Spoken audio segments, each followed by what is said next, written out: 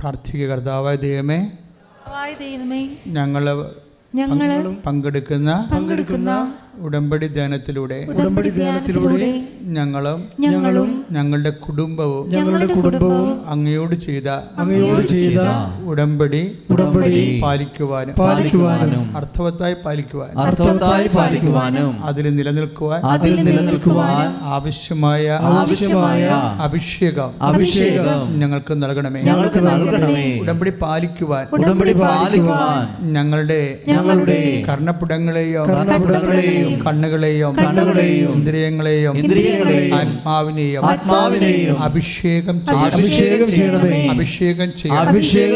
അമ്മേ പരിശുദ്ധമ്മേ, ഈ ശുശ്രൂഷകളെല്ലാം മാധ്യസ്ഥം വഹിക്കുവാൻ അനേകായിരങ്ങള് അവരുടെ കണ്ണീരിന്റെ ഈ കാലത്ത് പരിശുദ്ധ അമ്മ വഴി ഈശോയിലെ ആശ്രയിക്കുന്ന എല്ലാവരുടെയും നാനാജാതി മതസ്ഥരുടെ എല്ലാ കാര്യങ്ങളുടെ മേൽ ദൈവത്തിന്റെ ഇടപെടല് ഉറപ്പുവരുത്തുവാൻ അപേക്ഷണീയമായ വിശ്വസ്തതയാ ഞങ്ങളെ ഇപ്പോൾ അഭിഷേകം ചെയ്യണമേ. ഞങ്ങളുടെ ഇപ്പോൾ അഭിഷേകം ചെയ്യണമേ. ശ്രുതികട്ടെ. കർത്താവേ, ഉടമ്പടി ധ്യാനത്തിലൂടെ പൂർണ്ണമായിട്ടും അനുഗ്രഹം കിട്ടുവാൻ ഞങ്ങളെ പൂർണ്ണമായും പരിശുദ്ധാത്മാവിനാൽ നിറച്ച് അഭിഷേകം ചെയ്യണമേ എന്ന് പ്രാർത്ഥിക്കുന്നു. ദൈവാത്മാവിന്റെ നിറവുണ്ടാകണമേ എന്ന് പ്രാർത്ഥിക്കുന്നു. യേശുവേ, ആരാധന ആരാധന ആരാധന. എല്ലാ ശബ്ദ ക്രമീകരണങ്ങളെയും ഓൺലൈനിൽ പോകുമ്പോൾ ആവശ്യമായ നെറ്റ്വർക്ക് സംവിധാനങ്ങളെയും അത് ഗുണഭോക്താക്കളായി കേൾക്കുന്നവരെയും ഉടമ്പടി ധ്യാനത്തിലെ ഓൺലൈനായി പങ്കെടുക്കുന്നവരെയും വിവിധ രാജ്യങ്ങളിലെ അവരുടെ വ്യത്യസ്തപരമായ ജീവിത ഭാരങ്ങളുമായി അമ്മയുടെ ഉടമ്പടി മാധ്യസ്ഥത്തിലെ യേശുവിലെ ആശ്രയം വെക്കുന്ന സർവമാന ജനങ്ങളാണ് യേശുവിന്റെ തിരുമുറുവാർന്ന വലതുകരത്തിന്റെ ആശീർവാദം അടിപ്പിണർ പോലെ ആഘാതം പോലെ ദൈവിക ശക്തി ധ്യാനം കൂടുന്ന നിമിഷവും ആർക്കും ലഭിക്കുവാൻ അഭിഷേകം നൽകണമേ.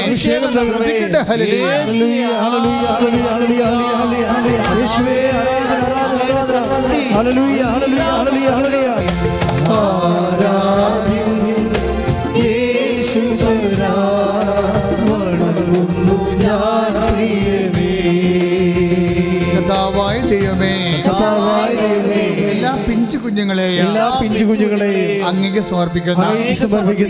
അവരുടെ പറഞ്ഞറിയിക്കാൻ പറ്റാത്ത രോഗങ്ങളെയും അതനുഭവിക്കുന്ന വേദനകളെയും അവരുടെ മാതാപിതാക്കളെയും അവരുടെ എവിടെയായിരുന്നാലും ഒരു രോഗത്തിന് രക്തം പിടിയും കിട്ടാത്ത എല്ലാ അവസ്ഥകളെയും കണ്ടുപിടിക്കുന്നതിനായി ചികിത്സിക്കുന്ന വിശുദ്ധന്മാരുടെ മേൽ കർത്താവിന്റെ അഭിഷേകം ചൊരിയട്ടെ.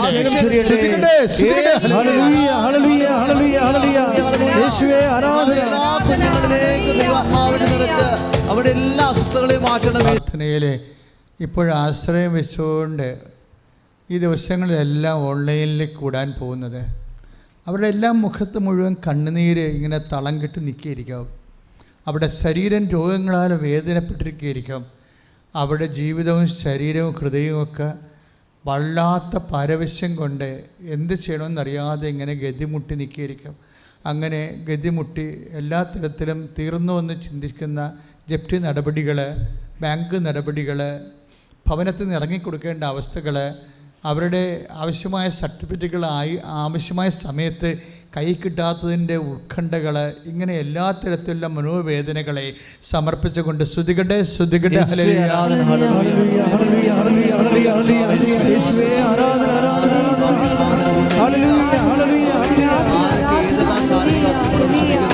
അവർക്ക് എല്ലാവർക്കും ആരാധന ദൈവത്തിന്റെ ശക്തി കിട്ടും. പരമദിവ്യകാരുണ്യത്തിന് ആരാധനയും സ്തുതിയും പുകഴ്ചയും ഉണ്ടായിരിക്കട്ടെ. പ്രിയമുള്ളവരെ, ഒത്തിരിയേറെ പ്രൊഫഷണൽസ് ആശ്രയിക്കുന്ന ഒരു ആരാധനയാണ്. ഈ ദിവസങ്ങളിൽ തന്നെ ഒരു 100-300ഓളം അതായത് IELTS OIT-കാർ, MDക്ക് വേണ്ടി എൻട്രൻസിന് പരീക്ഷ എഴുതാൻ പോകുന്നവർ, ഇവിടെയൊക്കെ പരീക്ഷ PSC പരീക്ഷ വരെ ഉണ്ട്. ഇങ്ങനെ ഈ ദിവസങ്ങളിൽ ഇവിടുന്ന് പ്രാർത്ഥിച്ചു പോയ ആൾക്കാരുണ്ട്. അവരെല്ലാം പരീക്ഷയ്ക്ക് വേണ്ടി ഒരുങ്ങിക്കൊണ്ടിരിക്കുകയാണ്. അവരുടെ പരീക്ഷ കഴിഞ്ഞാൽ റിസൾട്ടിന് വേണ്ടിയുള്ള കാലങ്ങളിലെല്ലാം ഈ ആരാധനയാണ് അവർക്ക് ആശ്രയം. അച്ഛനോട് ചേർന്ന് പ്രാർത്ഥിക്കുക. കർത്താവായ ദൈവമേ, എല്ലാ പ്രൊഫഷണൽസിനെയും അങ്ങേക്ക് സമർപ്പിക്കുന്നു. കർത്താവേ, പരീക്ഷ എഴുതി കഴിഞ്ഞവരെ, എൻട്രൻസ് എഴുതി കഴിഞ്ഞവരെ, റിസൾട്ട് പ്രതീക്ഷിക്കുന്നവരെ അവരുടെ കഴിവിനേക്കാൾ ദൈവത്തിന്റെ കൃപയാൽ കർത്താവിന്റെ കാരുണ്യത്തില് അവരുടെ ജീവിതം നവീകരിക്കുവാനും അവരുടെ പരീക്ഷകളെ വിജയപൂർണമായി തരണം ചെയ്തുകൊണ്ട് ജീവിതത്തിന്റെ അടുത്ത പടിയിലേക്ക് പരിശുദ്ധ അമ്മയുടെ കരം ഗ്രഹിച്ചുകൊണ്ട് മുന്നേറുവാൻ അഭിഷേകം ചെയ്യണമേ.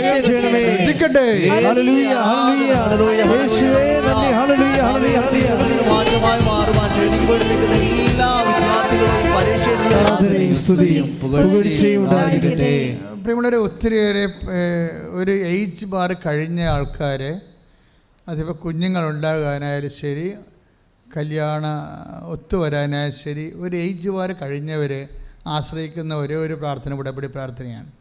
കാര്യം ഉടമ്പടി പ്രാർത്ഥനയുടെ ഫ്രൂട്ട്സ് അതാ. കാര്യം ഇന്ന് വരെ നമ്മൾ കണ്ടിരിക്കുന്നത് 35 വയസ്സിന് മേലുള്ള ആൾക്കാർക്ക് പ്രതീക്ഷിക്കാൻ പറ്റിയ ദൈവം ആ ഫയല് തിരിച്ചെടുക്കും. നിങ്ങൾക്ക് അത് ആവശ്യമാണെന്ന് കണ്ടാൽ കർത്താവ് അതായത് നിങ്ങൾ ഉപേക്ഷിച്ച് വിട്ടുവെച്ച് കളഞ്ഞ, ചിലപ്പോൾ മറന്നു പോയെന്ന് പറയാവുന്ന, പ്രാർത്ഥിച്ച് മറന്നു പോകുന്ന വിഷയങ്ങളില്ലേ, അതും ഉടമ്പടിയുടെ പരിധി വരുന്നതാണ്. പ്രാർത്ഥിച്ച് മനുഷ്യൻ മറന്നു പോകും.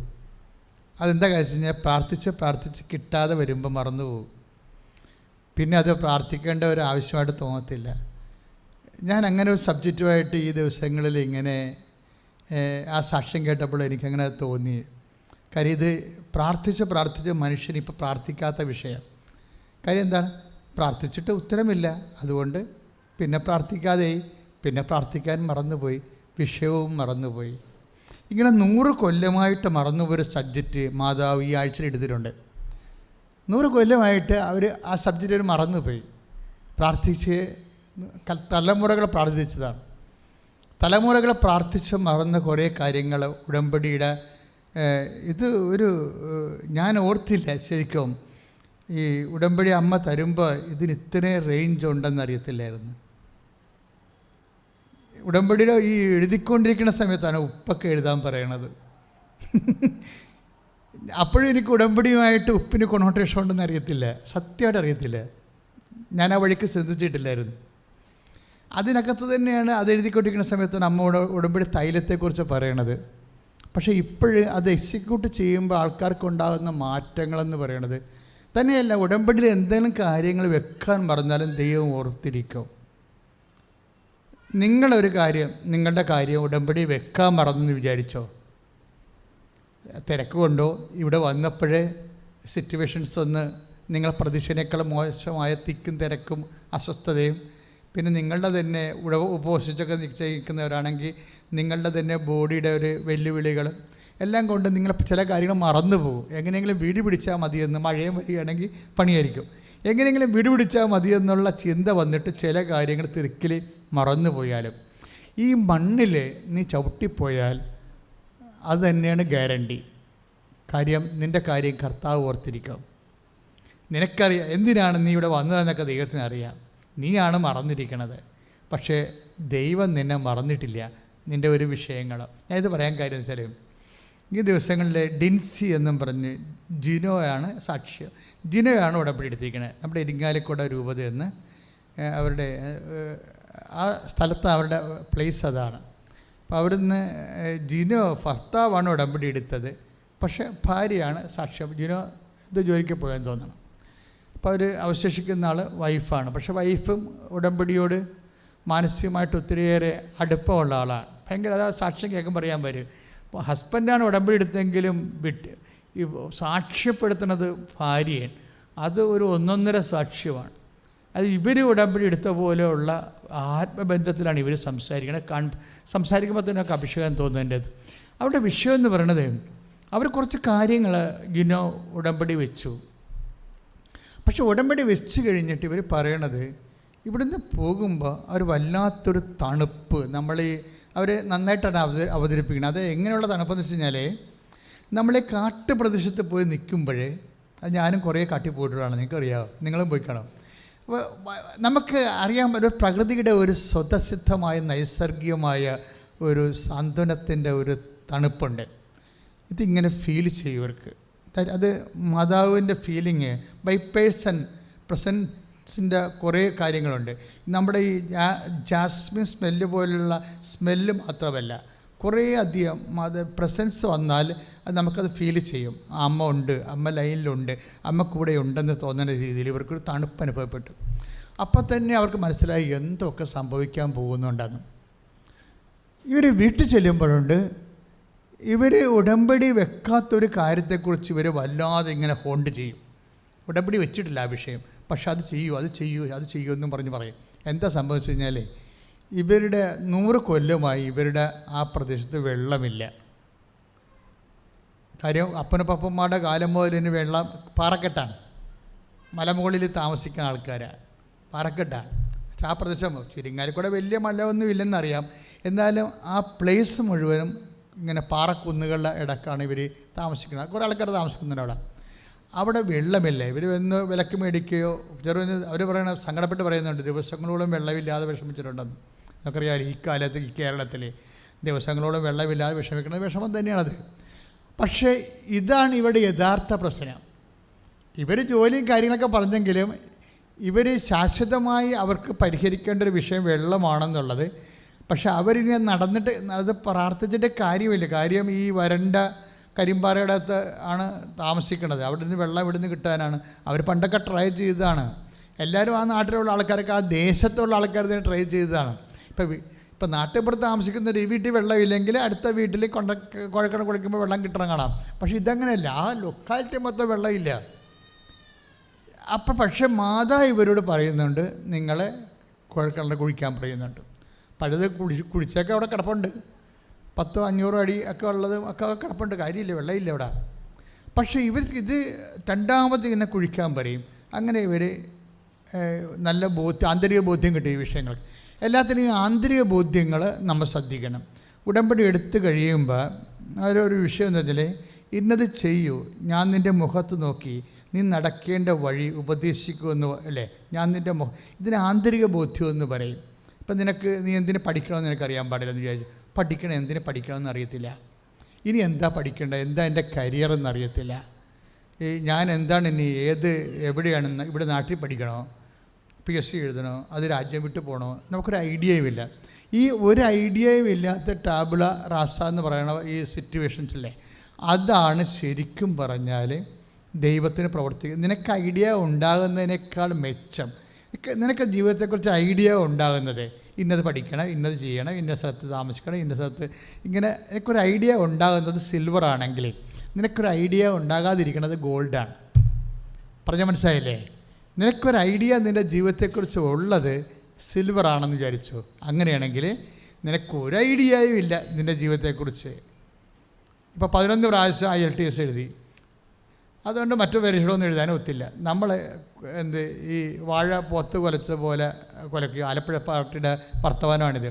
വാഴ ഒന്നുമില്ലാതെ കുലക്കത്തില്ലേ, അതിനിവിടെ പോത്ത് കുലകളെന്നാണ് പറയണത്. അപ്പം അതുപോലെ ഈ സംഭവം ഒന്നും അറിയത്തില്ല. അപ്പം ഇങ്ങനെ ഒരു ഐഡിയയും ഇല്ലെങ്കിൽ നിങ്ങൾ ആ ബ്ലാങ്ക് കോളം മുഴുവനും ഉടമ്പടിയിൽ അമ്മേ ജീവിതത്തിന് ഐഡിയ ഇല്ല, ഉടമ്പടി ചെയ്തു പോയ ആളാന്ന് വിചാരിച്ചോ.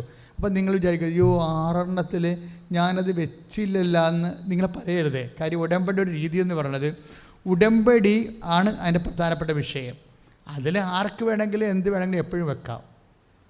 മനസ്സിലായില്ലേ? ഉടമ്പടിയാണല്ലോ. ഉടമ്പടി എന്ന് പറഞ്ഞാൽ എന്താണ്? അതായത് ദൈവവുമായിട്ട് ഒരു റിലേഷനാണ്. ഇപ്പം നമ്മളൊരു വണ്ടിയെ കയറി, വണ്ടിയിൽ 6 സീറ്റല്ലല്ലേ, എത്രയോ സീറ്റ് കാണും ഇല്ലേ? വണ്ടിയെ കയറുന്നതാണ് പ്രശ്നം. വണ്ടി കയറിക്കഴിഞ്ഞാൽ അതിൻ്റെ അകത്ത് മാക്സിമം നിനക്ക് ഫെസിലിറ്റി ഉപയോഗിക്കാൻ പറ്റും. ആ ഉടമ്പടിയുടെ ഒരു പ്രത്യേക സാധ്യതയാണത്, നല്ല വലിയ സാധ്യതയുള്ളതാണ്. അതായത് നമ്മൾ പറയാത്ത പല കാര്യങ്ങളും ചിലപ്പോൾ പറഞ്ഞ കാര്യങ്ങളെക്കാൾ നേരത്തെ സംഭവിക്കും. കാര്യം വെച്ചാൽ ഇതിൻ്റെ ഈ ഉടമ്പടിയുടെ വാക്ക് തന്നെ, ഇപ്പോൾ നമ്മൾ ഇംഗ്ലീഷിൽ അത് കവനൻ്റ് എന്ന് പറയും. അതായത് ഇംഗ്ലീഷിൽ നമ്മൾ കവനൻ്റ് എന്ന് പറഞ്ഞാലും ഇതിൻ്റെ ഭാഷ ഉണ്ടല്ലോ, ബൈബിളിലെ ഭാഷ, ഹെബ്രായ ഭാഷ അല്ലെങ്കിൽ ഹീബ്രു, അതിനെ ബെർത്ത് എന്ന് പറഞ്ഞാൽ അവരുടെ ഭാഷയിൽ റിലേഷൻ എന്ന അർത്ഥം, റിലേഷനാണ്. നീ ഉടമ്പടി ചെയ്യുമ്പോൾ ആരെ കാര്യം വെച്ചിട്ട് അഫ്സൽ പുരാണൻ്റെ അല്ലെങ്കിൽ യുദാസ് പുരാണൻ്റെ പെട്ടി കൊണ്ടുവന്നിട്ട് കാര്യം എഴുതിയിടുന്ന പോലെ അല്ല, അതല്ല വിഷയം. അതുപോലെ ചില വലിയന്മാർ ഇതൊക്കെ ചെയ്യണത്, അതാണ് പണി മേടിക്കണത്. അതല്ല, ഉടമ്പടിയോട് കൂടി ഒരു ബെറീത്ത് ഉണ്ടാകുന്നു നിങ്ങളുമായിട്ട്. ഒരു റിലേഷൻ, അതാണ് സംഭവം. കവനൻ്റ് എന്ന് പറഞ്ഞാൽ പോലും ഒക്കത്തില്ല, അത് ഇംഗ്ലീഷുകാരൻ്റെ വാക്കാണ്. ഇതൊരു ബെറീത്ത് എന്ന് വെച്ച് കഴിഞ്ഞാൽ ഒരു റിലേഷനാണ് ഉണ്ടാകുന്നത്. ആരുമായിട്ട്? നീയും നിൻ്റെ ദൈവവുമായിട്ട്. ആ റിലേഷനിൽ നമുക്ക് എന്തും ചെയ്യാം. റിലേഷനാണ് നിങ്ങൾ എപ്പോഴും ചെയ്യണം, മെയിൻറ്റെയിൻ ചെയ്യേണ്ടത് എന്താണ്? റിലേഷൻ. അതാണ് അച്ഛൻ എപ്പോഴും സീരിയസ് ആയിട്ട്, ഞാൻ അങ്ങനെ ജോലി അങ്ങനെ പറയാറില്ലല്ലോ, സീരിയസ് ആയിട്ടല്ലേ സംസാരിക്കത്തുള്ളൂ. എല്ലാ കാര്യവും കഥ പോലും പറയത്തില്ല, സുഖിപ്പിക്കത്തില്ല, സന്തോഷിപ്പിക്കത്തില്ല.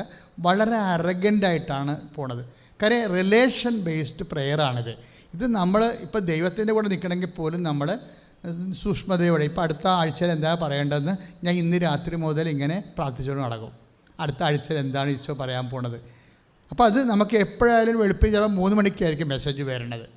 അപ്പോൾ 3 മണിക്ക് എഴുന്നേക്കും. അപ്പോൾ നേരത്തെ കിടക്കണ കാരണം എനിക്ക് 3 മണിക്ക് എഴുന്നേക്കാൻ പറ്റുന്നുണ്ട്. അപ്പോൾ പിന്നെ കുറേ നേരം ഈ അച്ഛന്മാരുടെ പുസ്തകം ഉണ്ടല്ലോ, ഞങ്ങൾക്ക് അച്ഛന്മാർക്ക് പഠിക്കേണ്ട കാന നമസ്കാരമുണ്ട്, അതിരുന്ന് പ്രാർത്ഥിക്കും. അത് കഴിയുമ്പോൾ ബൈബിൾ വായിക്കും. അപ്പോൾ ഇതൊക്കെ ഈ സമയത്തെല്ലാം നിശബ്ദ സമയമാണ്. എന്താ കാര്യം? നിങ്ങൾ ഓരോരുത്തരും അനുഭവിക്കുന്ന വിഷയങ്ങൾക്കെല്ലാം കർത്താവിൻ്റെ കയ്യിൽ റെഡിമെയ്ഡ് ആൻസറുണ്ട്. അത് നമ്മൾക്കൊന്ന് കിട്ടണം, വചനത്തിലായാലും നമുക്കൊന്ന് കിട്ടണം. അപ്പോൾ എപ്പോഴും ശ്രദ്ധിക്കേണ്ട വിഷയം വെച്ച് കഴിഞ്ഞാൽ, നിങ്ങൾ ഉടമ്പടി ചെയ്യുന്നതോടുകൂടി ദൈവമായിട്ടൊരു ബെറീത്തിൽ വരികയാണ്. എന്ന് വെച്ചാൽ റിലേഷനിൽ വരികയാണ്, അല്ലേ? ഇപ്പോൾ റോഡ് പണിത് കഴിഞ്ഞാൽ നമുക്ക് ഓട്ടോറിക്ഷയും ഓടിക്കാം, ലോറിയും ഓടിക്കാം, എന്ത് വേണം ചെയ്യാം. റോഡാണ് പ്രശ്നം. എത്ര വണ്ടി വാങ്ങിച്ചാലും റോഡില്ലെങ്കിൽ ഒന്നും ചെയ്യാൻ പറ്റുക. റോഡാണ് പ്രോബ്ലം. ഈ കവനൻ്റെ വർക്ക് ചെയ്യണത് ഒരു റോഡായിട്ടാണ്. എന്നുവെച്ചാൽ ഒരു സ്ഥലത്തേക്കുള്ള ട്രാൻസ്പോർട്ടേഷൻ നടക്കാൻ വേണ്ടിയുള്ള സംവിധാനമാണ് റോഡ്. അതാണ് ഇത് വർക്ക് ചെയ്യണത്. അപ്പോൾ അതിൻ്റെ അകത്ത് ഒരു കാര്യം നമ്മൾ വെച്ചില്ല എന്ന് വിചാരിച്ചാൽ, അയ്യോ വീട്ടിൽ ചെല്ലുമ്പോഴേക്കും അയ്യോ അതുകൂടി വെക്കേണ്ടതായിരുന്നു. വേണ്ട, നിങ്ങൾ ഓർത്താൽ മതി, അമ്മ ഇങ്ങനെ കൂടി ഒരു പ്രശ്നമുണ്ടെന്ന് പറഞ്ഞാൽ മതി. പക്ഷേ നിങ്ങൾ ചെയ്യേണ്ട റിലേഷൻ മെയിൻറ്റെയിൻ ചെയ്യണം. അതാണ് വിഷയം. ഞങ്ങൾ എപ്പോഴും സീരിയസ് ആയിട്ട് സംസാരിക്കുന്നത് റിലേഷൻ മെയിൻറ്റെയിൻ ചെയ്യാനാണ്. എന്നുവെച്ചാൽ ഉടമ്പടി, ഇപ്പോൾ തന്നെ ഉടമ്പടിയിൽ ഉപ്പില്ലേ? അപ്പോൾ ഉപ്പ് അമ്മ എഴുതാൻ പറഞ്ഞ സമയത്ത് എനിക്ക് ഉപ്പിനെക്കുറിച്ച് ഒന്നും അറിയത്തില്ല. കർത്താവ് പറഞ്ഞ കാര്യം മാത്രം അറിയാം, നിങ്ങൾ ലോകത്തിൻ്റെ ഉപ്പാണെന്ന്. പിന്നെ എന്താണെന്ന് അറിയത്തില്ല. പക്ഷേ ഉടമ്പടിയുടെ ബൈബിൾ പറയണത് ഉടമ്പടിയുടെ ഉപ്പെന്നാണ് പറയണത്. ബൈബിളിൽ അങ്ങനെ ഒരു വാക്കുണ്ട്, ഉടമ്പടിയുടെ ഉപ്പ്. ഉടമ്പടിയുടെ കൂടെ ഉള്ളതാണ് ഉപ്പ്. അപ്പം പ്രത്യേകിച്ച് ലേവ്യ പുസ്തകം വായിക്കുമ്പോൾ 2:13, ലേവ്യ 2:13, ഉടമ്പടിയുടെ ഉപ്പ് നീ കളയരുത്. ഉപ്പ് കളയാൻ സാധ്യതയുണ്ട്. അതാണ് വാക്ക്, ഉടമ്പടിയുടെ ഉപ്പ് നീ കളയരുത്. ഇപ്പോൾ ഈശോ തന്നെയാണെങ്കിലും പറഞ്ഞത് എന്താണ് ഉപ്പെന്ന് പറയുമ്പോൾ, ഇതൊരു ബേസിക്കായിട്ട് ഉപ്പ് എന്താ? പ്രിസർവേറ്റീവാണ്, അല്ലേ? ബേസിക്കായിട്ട് ഉപ്പ് എന്താ? പ്രിസർവേറ്റീവാണ്. എന്ന് വെച്ച് കഴിഞ്ഞാൽ ഉപ്പിട്ട് നമുക്ക് വെക്കത്തില്ലേ? എന്തൊക്കെ നാരങ്ങ വെക്കും, അല്ലേ? അതുപോലെ തന്നെ മാങ്ങ ഉപ്പിട്ട് വെക്കും, മത്സ്യം ഉപ്പിട്ട് വെക്കും. പണ്ടൊക്കെ ഇറച്ചി ഉപ്പിട്ട് വെക്കുമായിരുന്നു. ഉണക്ക ഇറച്ചിയൊക്കെ ആൾക്കാർ ഉപയോഗിക്കും. ഇപ്പോൾ ഉപയോഗിക്കണില്ലെന്നുണ്ട്. അപ്പോൾ എന്ന് വെച്ചാൽ ഇത് പ്രിസർവേറ്റീവാണ് ഉപ്പ്. ഉപ്പ് പ്രിസർവേറ്റീവ് സംരക്ഷിക്കുന്നതാണ്. ഉടമ്പടിയുടെ ഉപ്പെന്ന് പറയുമ്പോൾ ഉടമ്പടിയെ സംരക്ഷിക്കുന്ന ഘടകമാണ്. അതാണ് വിഷയം. ഉടമ്പടിയുടെ ഉപ്പെന്ന് പറഞ്ഞാൽ എന്താണ്? ഇപ്പോൾ ലേവ്യ 2:13, ഉടമ്പടിയുടെ ഉപ്പ് നീ കളയരുത് എന്ന വചനം. ഉടമ്പടിയുടെ ഉപ്പെന്ന് പറഞ്ഞാൽ എന്താ? ഉടമ്പടിയെ സംരക്ഷിക്കുന്ന ഘടകമാണ്. അതാണ് പ്രശ്നം. ഉടമ്പടിയെ സംരക്ഷിക്കുന്ന ഘടകം എന്താ? വിശ്വസ്തതയാണ്, വിശ്വാസമല്ല. ഈ വിശ്വസ്തതയാണ്. നിങ്ങൾക്ക് ഉപ്പ് തരികയില്ല ഇവിടുന്ന്. ഉപ്പ് തരുന്നതിൻ്റെ കാരണം നിങ്ങളെ ഉപ്പിനെക്കുറിച്ച് ദൈവവുമായിട്ട് നിങ്ങളെടുത്ത ബെറീത്ത്, ദൈവവുമായിട്ട് നിങ്ങളെടുത്ത ബെറീത്ത് റിലേഷൻ, ഉടമ്പടി, അതിൻ്റെ കീപ്പ് ചെയ്യുന്നതിന് വേണ്ടിയാണ് ഉപ്പ് നിങ്ങൾക്ക് തരണത്. എന്തിനാണ് ഉപ്പ് തന്നിരിക്കുന്നത്? അല്പം വരെ തരത്തുള്ളൂ, ഒരു ഡെപ്പിലാക്കി തരത്തില്ലേ. അപ്പം അത് ഉപയോഗിക്കുമ്പോൾ നീ ആത്മശോധന ചെയ്യണം. ഞാനിപ്പോഴും റിലേഷനിലാണോ എന്ന് ചിന്തിക്കണം. മനസ്സിലായില്ലേ? ഞാനിപ്പോഴും ദൈവത്തോടെ റിലേഷനിലാണോ, അത് എന്താ വെച്ചാൽ വിശ്വസ്തതയിലാണോ? ഒന്ന് പ്രാർത്ഥിച്ച്, കർത്താവ് ദൈവമേ, ഉടമ്പടിയുടെ ഉപ്പായ ഉടമ്പടിയെ സംരക്ഷിക്കുന്ന ഞാനും ദൈവവും തമ്മിലുള്ള ബന്ധത്തെ നിലനിർത്തുന്ന വിശ്വസ്തത എന്ന ഗുണത്താൽ എന്നെ അഭിഷേകം ചെയ്യണമേ. വിശ്വസ്തത എന്ന ഗുണത്താൽ എന്നെ അഭിഷേകം ചെയ്യണമേ. ശ്രദ്ധിക്കട്ടെ.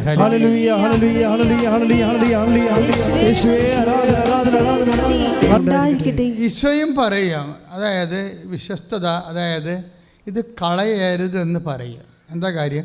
നിങ്ങളിൽ ഉപ്പ് ഉണ്ടായിരിക്കട്ടെ. നിങ്ങൾ ഭൂമിയുടെ ഉപ്പാണ്, നിങ്ങളിൽ ഉപ്പുണ്ടായിരിക്കട്ടെ എന്ന് വെച്ച് കഴിഞ്ഞാൽ ഈ വിശ്വസ്തത, ദൈവത്തോടുള്ള റിലേഷൻ, സ്നേഹമെന്ന് നമുക്ക് അർത്ഥമുണ്ട് അതിന്.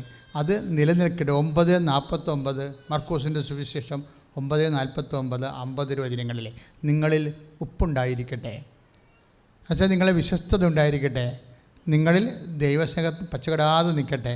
ദൈവസ്നേഹം ഒന്ന് പ്രാർത്ഥിച്ച, കർത്താവ് ദൈവമേ, ഞങ്ങളിൽ ദൈവസ്നേഹം, ദൈവത്തോടുള്ള വിശ്വസ്തത പച്ചക്കെടാതെ നിലനിൽക്കുവാൻ ഞങ്ങളെ പ്രത്യേകമായി അഭിഷേകം ചെയ്യണമേ. ശ്രദ്ധിക്കട്ടെ. കൈ നെഞ്ചത്ത് വെച്ചുകൊണ്ട് പ്രാർത്ഥിക്കുക, കർത്താവായ ദൈവമേ, എൻ്റെ ഹൃദയത്തിൽ അങ്ങയോടുള്ള വിശ്വാസവും സ്നേഹവും വിശ്വസ്തതയും എന്നെ വർദ്ധിപ്പിക്കണമേ.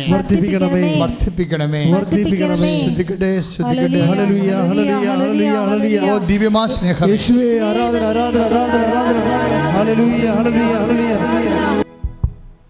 പ്രിയമുള്ളവരെ, അച്ഛനിങ്ങനെ ഇടയ്ക്ക് നിങ്ങളോട് പാടിക്കും, നെഞ്ചത്ത് വെച്ച് പ്രാർത്ഥിക്കും.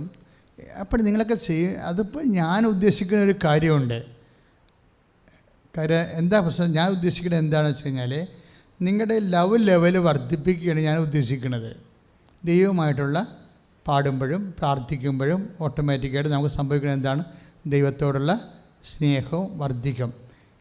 ഞാൻ എന്തിനാണ് അങ്ങനെ നിങ്ങളുടെ ആ ലവ് ലെവൽ വർദ്ധിപ്പിക്കുന്നത്? ആ ലെവലിൽ വെച്ചുകൊണ്ട് പ്രാർത്ഥിക്കുകയാണെങ്കിൽ രോഗസൗഖ്യങ്ങൾ നടക്കും. അതാണ് വിഷയം. അത് കഴിഞ്ഞാൽ ഞാൻ അവിടെ രോഗസൗഖ്യത്തിലേക്ക്, പക്ഷെ നിങ്ങൾക്കത് അറിയണം. അല്ലെങ്കിൽ നിങ്ങൾ ചുമ്മാ ഇങ്ങനെ ഈ ഓരോ പാട്ടും പാടുമ്പോൾ അത് പാടിക്കൊണ്ടിരിക്കും. എന്താ അതുകൊണ്ട് ഉദ്ദേശിക്കണം എന്നറിയണം. അതിപ്പോൾ നിങ്ങൾ ഓൺലൈനിൽ കൂടുന്നവരായാലും ആ ധ്യാനത്തിൻ്റെ രീതികൾ അറിയണം. അതായത് ഓരോ പാട്ട് പാടുമ്പോഴും നിങ്ങളുടെ ഉള്ളുകൊണ്ട് നിങ്ങൾ പ്രാർത്ഥിക്കണം, കർത്താവേ എൻ്റെ ഹൃദയത്തെ സ്നേഹത്താൽ നിറക്കണമേ, എൻ്റെ ഹൃദയത്തെ വിശ്വാസത നിറക്കണമേ. പിന്നെ പ്രാർത്ഥിക്കണം, കർത്താവ് എൻ്റെ കൂടെ എൻ്റെ വലത്തും ഇടത്തൊക്കെ ഇരിക്കുന്നവരെ അവരുടെ വിശ്വാസം വർദ്ധിക്കാൻ വേണ്ടി പ്രാർത്ഥിക്കണം. ഒന്ന് പ്രാർത്ഥിച്ചേ, കർത്താവേ എൻ്റെ വിശ്വാസത്തെയും ദൈവസ്നേഹത്തെയും വർദ്ധിപ്പിക്കണമേ. എൻ്റെ കൂടെ വലത്തും ഇടത്തുമൊക്കെ ഇരുന്ന് പ്രാർത്ഥിക്കുന്നവരുടെ വിശ്വാസ നിലവാരത്തെ വർദ്ധിപ്പിക്കണമേ. ഞങ്ങളെ ഒരുമിച്ച് ദൈവസ്നേഹത്തിലെ ദൈവസാന്നിധ്യത്തിലെ സൗഖ്യം അനുഭവിക്കുവാൻ സാധിക്കണമേ. ശ്രദ്ധിക്കട്ടെ.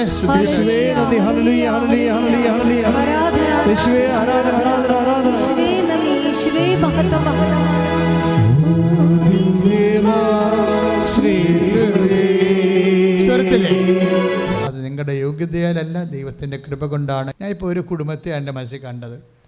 ഈ കുടുംബത്തിന് എന്താ സംഭവിച്ചത്? ഭാര്യയും ഭർത്താവും തമ്മിൽ കുറേ നാൾ ജീവിച്ചതാണ് കേട്ടോ. 2 മക്കളൊക്കെ ഉള്ളതാണ്, വലിയ മക്കളൊക്കെ ഉള്ള, ഒരുവിധം കോളേജിലൊക്കെ പഠിക്കുന്ന മക്കളുള്ളതാണ്, പ്രായമായ മക്കളൊക്കെ ഉള്ളത്. പക്ഷെ ഇവർ തമ്മിൽ പിരിഞ്ഞ് എന്നിട്ട് ഇവരുടെ മക്കളൊക്കെ ഇപ്പോഴും വേറെ രീതി വഴിയാധാരമായി ഓരോരോ തോന്നിയവാസന റിലേഷനിലൊക്കെ ചെന്നകപ്പെട്ടിട്ട് ആർക്കും ആകെയും രക്ഷപ്പെടുത്താതെ ഇരുട്ട് പിടിച്ച കുടുംബം, പ്രാർത്ഥിക്കാൻ പോലും മനസ്സ് തോന്നാത്ത, വിശ്വാസം കുറഞ്ഞിട്ടുള്ള ഒരവസ്ഥ. ഇതിങ്ങനെ വന്നിട്ടുള്ള കുടുംബങ്ങളുണ്ട് ഒത്തിരി. അതാണ് ഇപ്പോൾ ഈശോ കാണിക്കുന്നത്. അച്ഛനോട് ചേർന്ന് നിങ്ങൾ പ്രാർത്ഥിക്കണം. നിങ്ങൾക്ക് അത്ര സങ്കടമുണ്ടെങ്കിൽ ഈ ആരാധനയിൽ പങ്കെടുക്കുമ്പോൾ നിങ്ങൾ എവിടെയായാലും ഓൺലൈനായാലും പരിശുദ്ധമ്മ നിങ്ങൾക്ക് വേണ്ടി മധ്യസ്ഥം വഹിക്കുന്നുണ്ട്. അച്ഛനോട് ചേർന്ന് പ്രാർത്ഥിക്കുക. കർത്താവായ ദൈവമേ, ഇതുപോലെ തകർന്ന കുടുംബങ്ങള്, ഭാര്യ ഭർത്താക്കന്മാർ തമ്മിൽ അകന്നുകൊണ്ടിരിക്കുന്ന കുടുംബങ്ങള്, ഒരുമിച്ച് താമസിച്ചിട്ടും അതിന്റെ സന്തോഷവും മാനസിക പൊരുത്തവും അനുഭവിക്കാത്ത കുടുംബങ്ങള്, കുഞ്ഞുങ്ങൾ തന്നെ മാതാപിതാക്കന്മാരുടെ മനസ്സിൽ നിന്ന് ഇറങ്ങിപ്പോയവരെ, അവരുടെ വഴികളിലെ വഴിപിഴച്ചു പോയ അവസ്ഥകളിലെ അകപ്പെട്ടു പോയവരെ, അമ്മേ പരിശുദ്ധ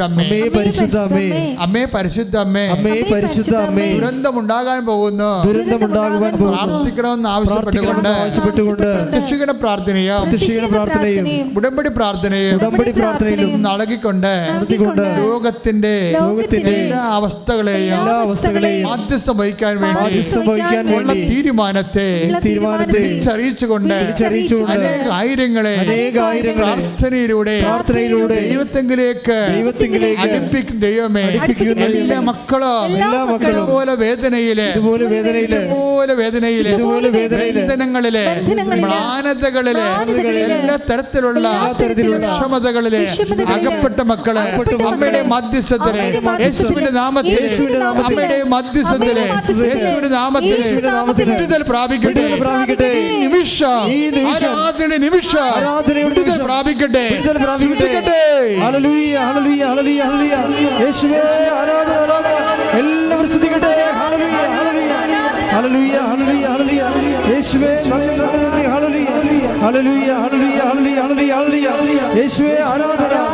അരികിൽ വരണമേ എന്ന് നമ്മൾ ദൈവത്തോട് പാടുകയാണ്. ഇവിടെ ഉടമ്പടിയുടെയൊക്കെ ഒരു രീതി, ഉടമ്പടിയുടെ ഒരു പാക്കേജിലുള്ളതാണ് ഈ അരികിൽ വരവെന്ന് പറയുന്നത്. ആൾത്താറിൽ നിന്ന് എന്തെങ്കിലും നിങ്ങൾക്ക് തരുന്നുണ്ടെങ്കിലേ അതിന് കൃത്യമായിട്ടുള്ള തിയോളജിക്കൽ ബാക്ക്ഗ്രൗണ്ട് ഉണ്ടാവും, ബിബ്ലിക്കൽ ബാക്ക്ഗ്രൗണ്ട് ഉണ്ടാവും, അതിൻ്റെ മരിയൻ തിയോളജിക്കൽ ബാക്ക്ഗ്രൗണ്ട് ഉണ്ടാവും, കവനൻ്റെ തിയോളജി ഉണ്ടാവും. എല്ലാം കറക്റ്റായിട്ടുള്ള സംഭവം. അല്ലാതെ നിങ്ങൾക്കൊരു തെറ്റ് പറ്റുകയോ വിശ്വാസത്തിലൊരു കൺഫ്യൂഷൻ ഉണ്ടാകുകയോ ഒന്നും ചെയ്യത്തില്ല. അരികിൽ വരണമേ എന്ന് വെച്ചാൽ ബൈ പ്രസൻസ് ഞങ്ങളുടെ കൂടെ ഉണ്ടാകണമെന്ന്. പക്ഷേ എൻ്റെ പ്രോബ്ലം എന്ന് വെച്ച് കഴിഞ്ഞാൽ നമ്മളൊന്ന് പ്രാർത്ഥിക്കുമ്പോഴും പാടുമ്പോഴും ഈശോ ചോദിക്കും, ഡു യു മീൻ ഇറ്റ്? ഇവിടെ വെച്ചാണ് അനുഭവം. എന്തുകൊണ്ട് അനുഭവം ഇല്ലാത്തതെന്ന് അറിയാം. ചിലർക്കെങ്കിലും അനുഭവം ഇല്ലാത്ത എന്താ അറിയാമോ? They are not meaning it. പലർക്കും ദൈവാനുഭവം ഇല്ലാത്തതിന് അല്ലതോ ദൈവാനുഭവം ഉണ്ടാകുന്നതിനുള്ളൊരു കുറുക്ക് വഴി എന്ന് വെച്ചാൽ, ഇപ്പോൾ ഈശോ എന്നാ ചോദിച്ചത് 10:25 ലൂക്കാൻ്റെ സുവിശേഷം എന്നാ പറയണത്? അതായത് നിയമത്തിൽ എന്ത് എഴുതിയിരിക്കുന്നു, നീ അതെങ്ങനെ വായിക്കുന്നു? സെക്കൻഡ് ക്വസ്റ്റ്യനാണ് വിഷയം. നിയമത്തിൽ എന്ത് എഴുതിയിരിക്കുന്നു എന്ന് വെച്ചാൽ, നിയമം എന്ന് വെച്ചാൽ വചനം അല്ലേ? വചനത്തിൽ എന്ത് എഴുതിയിരിക്കുന്നു, നീ അതെങ്ങനെ വായിക്കുന്നു? അതാ പ്രശ്നം. അതാ രണ്ടാമത്തെ ഫസ്റ്റ് പാർട്ട് കുഴപ്പമില്ല, അത് കർത്താവിൻ്റെ സ്ഥലത്താണ്. സെക്കൻഡ് പാർട്ട് നമ്മുടെ കയ്യിലായിരിക്കണത്. നിയമത്തിൽ എഴുതിയിരിക്കണ കർത്താവിൻ്റെ വചനത്തിൽ എഴുതിയിരിക്കണ കാര്യമല്ലേ? കർത്താവിൻ്റെ വചനത്തിൽ എഴുതിയിരിക്കണത് നമ്മളത് എങ്ങനെ റിസീവ് ചെയ്യണത്, അല്ലെങ്കിൽ നമ്മളത് റിസീവ് ചെയ്യാനുള്ള നമ്മുടെ പ്രൊപ്പോർഷൻ എന്താണ്? ഇവിടെയാണ് നമ്മുടെ കപ്പാസിറ്റി വരുന്നത്. നിങ്ങൾ അപ്ഡേറ്റ് ചെയ്യണം കപ്പാസിറ്റി. കാര്യം എപ്പോഴും നിങ്ങൾ ഓരോ ദിവസത്തെ കവനൻ്റ് കഴിയുമ്പോഴും പ്രെയർ കഴിയുമ്പോഴും നിങ്ങളുടെ നിലവാരത്തെക്കുറിച്ചൊരു ഇൻട്രോസ്പെക്ഷൻ, ഒരു എന്താണ് ആന്തരിക വിണ്ടുവിചാരം ഉണ്ടാകണം. എന്താണ് എൻ്റെ കപ്പാസിറ്റി കൂടിയോ? ഇതിൻ്റെ 2 പോളാണ്. 2 പോളെന്ന് വെച്ച് കഴിഞ്ഞാൽ 2 പാർട്ടുണ്ട് ഇതിന്. ഒന്ന് ദൈവത്തിൻ്റെ പാർട്ടാണ്. ദൈവത്തിൻ്റെ പാർട്ടിന് കുറ്റമൊന്നും ഉണ്ടാകത്തില്ല. പക്ഷേ സെക്കൻഡ് പാർട്ട് നമ്മളെ ബാധിക്കുന്നതാണ്. നമ്മളെ ബാധിക്കണം, നമ്മളത് മെയിൻറ്റെയിൻ ചെയ്യണം. പിടിയില്ലേ? നമ്മളെ ബാധിക്കുന്ന വിഷയമാണ്. ഇപ്പോൾ നിങ്ങൾ പറയും ടാപ്പ് തുറന്നിട്ട് വെള്ളം വരണില്ലേ, വെള്ളം തരുന്നത്. അപ്പം നിങ്ങൾ ഉടനെ വാട്ടർ അതോറിറ്റി വിളിച്ച് പറയും. അപ്പോൾ പറയും, ഇവിടെ പ്രശ്നമൊന്നുമില്ലല്ലോ, ഞങ്ങൾ വെള്ളം വിട്ടല്ലോ, നിങ്ങൾ കിട്ടാത്ത നിങ്ങളുടെ ടാപ്പ് പോലെ പ്രശ്നം ഉണ്ടാകുന്ന നോക്കാൻ പറയും. അതാണ് പ്രോബ്ലം. 2 പാർട്ടുണ്ട്. വെള്ളം വിട്ടിട്ട് കാര്യമില്ല, നിങ്ങൾക്ക് കിട്ടണ്ടേ, അത് നമ്മളെ ബാധിക്കുന്ന വിഷയമാണ്. അതാണ് ഈശോ ചോദിക്കുന്നത്. നിയമത്തിൽ വചനത്തിൽ എന്താണ് എഴുതിയിരിക്കുന്നത്, നീ അത് എങ്ങനെയാണ് വായിച്ച് കുളവാക്കിയിരിക്കണമെന്നാണ് ചോദിക്കുന്നത്. എന്താ സംഭവം? അത് നിൻ്റെ കാര്യമാണ്. അത് നമ്മൾ അവിടെ മെയിൻ്റെനൻസ് എപ്പോഴും ആവശ്യമുള്ള ഭാഷ. അതായത് ദൈവാനുഭവത്തിലേക്ക് മുന്നോട്ട് പോകണമെങ്കിൽ നിങ്ങളുടെ പാർട്ടിൽ മെയിൻ്റെനൻസ് എപ്പോഴും വേണം. ചിലപ്പോൾ വിശ്വസ്തതയുടെ കാര്യത്തിൽ ചിലപ്പോൾ വീണുപോയി കാണും, അത് മെയിൻറ്റെയിൻ ചെയ്യണം.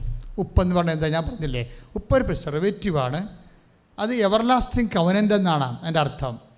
കാര്യം ഉടമ്പടി നീ ചെയ്താൽ, ഉടമ്പടി by nature it is everlasting. ഇപ്പോൾ 32 ഐസയ 32:40 എന്താ പറയുന്നത്, ഞാൻ നിന്നോട് ചെയ്ത ഉടമ്പടി നിത്യമാണെന്ന്. അല്ല, ടെമ്പററി ഉടമ്പടി ഇല്ല നമുക്ക്. നമ്മളൊരു 90 ദിവസം എടുക്കുന്നതിൻ്റെ കാര്യം, ഉടമ്പടിയുടെ ഒരു ഫസ്റ്റ് പാർട്ട് അവസാനിക്കുന്ന 90 ദിവസമാണ്. ഒബേദ് ഹെറോദിൻ്റെ വീട്ടിലും 90 ദിവസം ഉടമ്പടി വാഗ്ദാന പേടകം ഇരുന്ന് അനുഗ്രഹിച്ചത്. അതുകൊണ്ട് നമ്മൾ 90 ദിവസം മനുഷ്യന് ചെയ്യാൻ പറ്റുന്നതാണത്. പിന്നെ പുതുക്കണത് അവനവരുടെ സൗകര്യവും സമയമൊക്കെ ഉണ്ടെങ്കിൽ പുതുക്കിയാൽ മതി. പിന്നെ പുതുക്കുമ്പോൾ പിന്നെ രണ്ടാമത് ആ 90 ദിവസത്തേക്കാണ് നമ്മൾ പുതുക്കണത്. ചിലപ്പോൾ ഇടയ്ക്ക് ഗ്യാപ്പ് വീണ് പോകും. ഇടയ്ക്ക് ചിലപ്പോൾ ഗ്യാപ്പ് വീണ് ഇപ്പോൾ വീട്ടിൽ ചിലപ്പോൾ ആൾക്കാരുണ്ടാകത്തില്ല. ഉള്ള ആൾക്കാർ പുറത്ത് പോയി ജോലിക്ക് പോയി കാണും, നീ മാത്രമേ ഉള്ളൂ, നിനക്ക് അവിടെ നിന്ന് വീട്ടിൽ നിന്ന് ഇറങ്ങാൻ പറ്റത്തില്ല, പ്രായമായ അമ്മ വീട്ടിൽ കിടക്കുന്നു. അങ്ങനെയൊക്കെ വരുമ്പോൾ അവർക്ക് പ്രഷറിനൊക്കെ ഉള്ളതാണ്, മരുന്ന് സമയത്ത് കൊടുക്കണം, അപ്പോൾ നിനക്ക് വരാൻ പറ്റത്തില്ല. ആരെങ്കിലും ഒരാൾ വന്നിട്ട് വേണം നിനക്ക് വരാൻ. അങ്ങനെ ഓരോരുത്തർ സിറ്റുവേഷൻസ് എല്ലാം ഡിഫറൻസ് ആയിരിക്കും. അപ്പോൾ അങ്ങനെ വരുമ്പോൾ എന്താ ചെയ്യണമെന്ന് വെച്ച് കഴിഞ്ഞാൽ, ആ 90 ദിവസത്തേക്ക് പുതുക്കിയിട്ട് ആ 90 ദിവസം കൃത്യമായിട്ട് ചെയ്യാൻ നോക്കണം. അതിൽ അവിശ്വസ്തത വരുത്തരുത്. കാര്യം നമ്മുടെ ഈ മറ്റ് കാര്യങ്ങളെ പോലെ നമ്മൾ ദൈവദൃസന്നിധിയിൽ ഇപ്പോൾ റിലേഷൻ എന്നല്ലേ പറയണത്, വേറിത്ത് റിലേഷൻ. അപ്പോൾ ഇന്ന് സെക്കൻഡ് 2 എഡ്ജുണ്ട്. ഒന്ന് നീയാണ് കക്ഷി, പിന്നെ ഒന്ന് ദൈവമാണ് ഒരു കക്ഷി.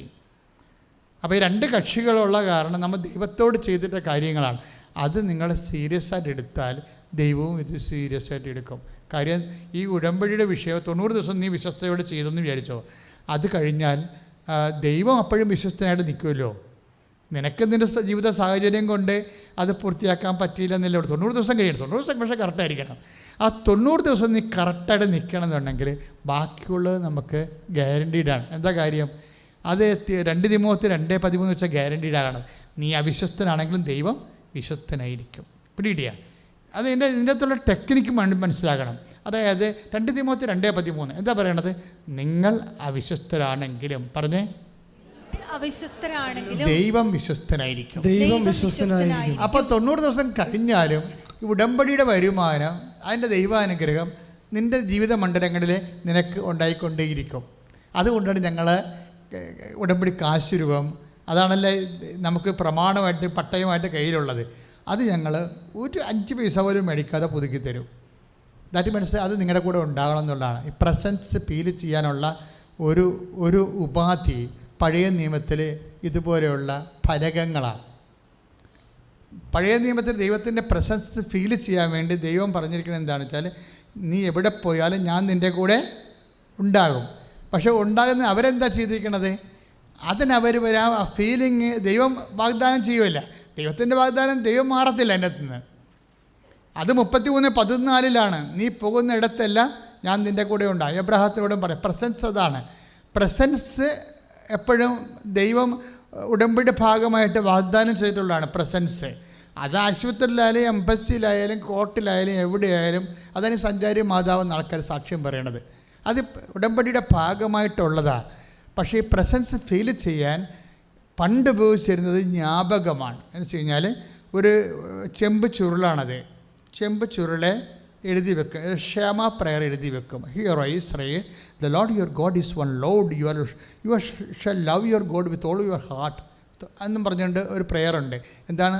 ഇസ്രയേലെ ശ്രവിക്കുക, നിന്റെ ദൈവമായ കർത്താവ് ഏക ദൈവമാണ്, ദൈവത്തെ പൂർണ്ണ ഹൃദയത്തോടും പൂർണ്ണ ആത്മാവോടും കൂടെ സ്നേഹിക്കുക എന്നുള്ള ചെമ്പുതകട എഴുതി വെച്ചിട്ട് നെറ്റിയിൽ കെട്ടിവെച്ചുകൊണ്ട് നടക്കും പ്രസൻസ് ഫീൽ ചെയ്യാൻ വേണ്ടി. അതെന്നിട്ട് ഇതിമേ തൊട്ടിട്ട് ഇവർ ഈ പ്രാർത്ഥന ഇങ്ങനെ ആവർത്തിച്ചുകൊണ്ടിരിക്കും. ആ പ്രസൻസ്, കാര്യം ദൈവത്തിൻ്റെ വാഗ്ദാനം ദൈവം ഓൾറെഡി കൊടുത്തിരിക്കുന്നതാണ്. അതിൽ നിന്ന് അവിശ്വസ്ത ഉണ്ടാകത്തില്ല. പിന്നെ നമ്മൾക്ക് അതിനോട് വിശ്വസ്ത തോന്നാൻ വേണ്ടിയാണ് ഈ പലക നെറ്റിയിൽ കെട്ടിവെച്ചുകൊണ്ട് നടക്കുന്നത്. അതിന് പകരമാണ് ഞങ്ങൾ മരിയൻ ഉടമ്പടി നിങ്ങൾക്ക് പ്രത്യേകിച്ചുള്ള വലിയ കാശ് തരണത്.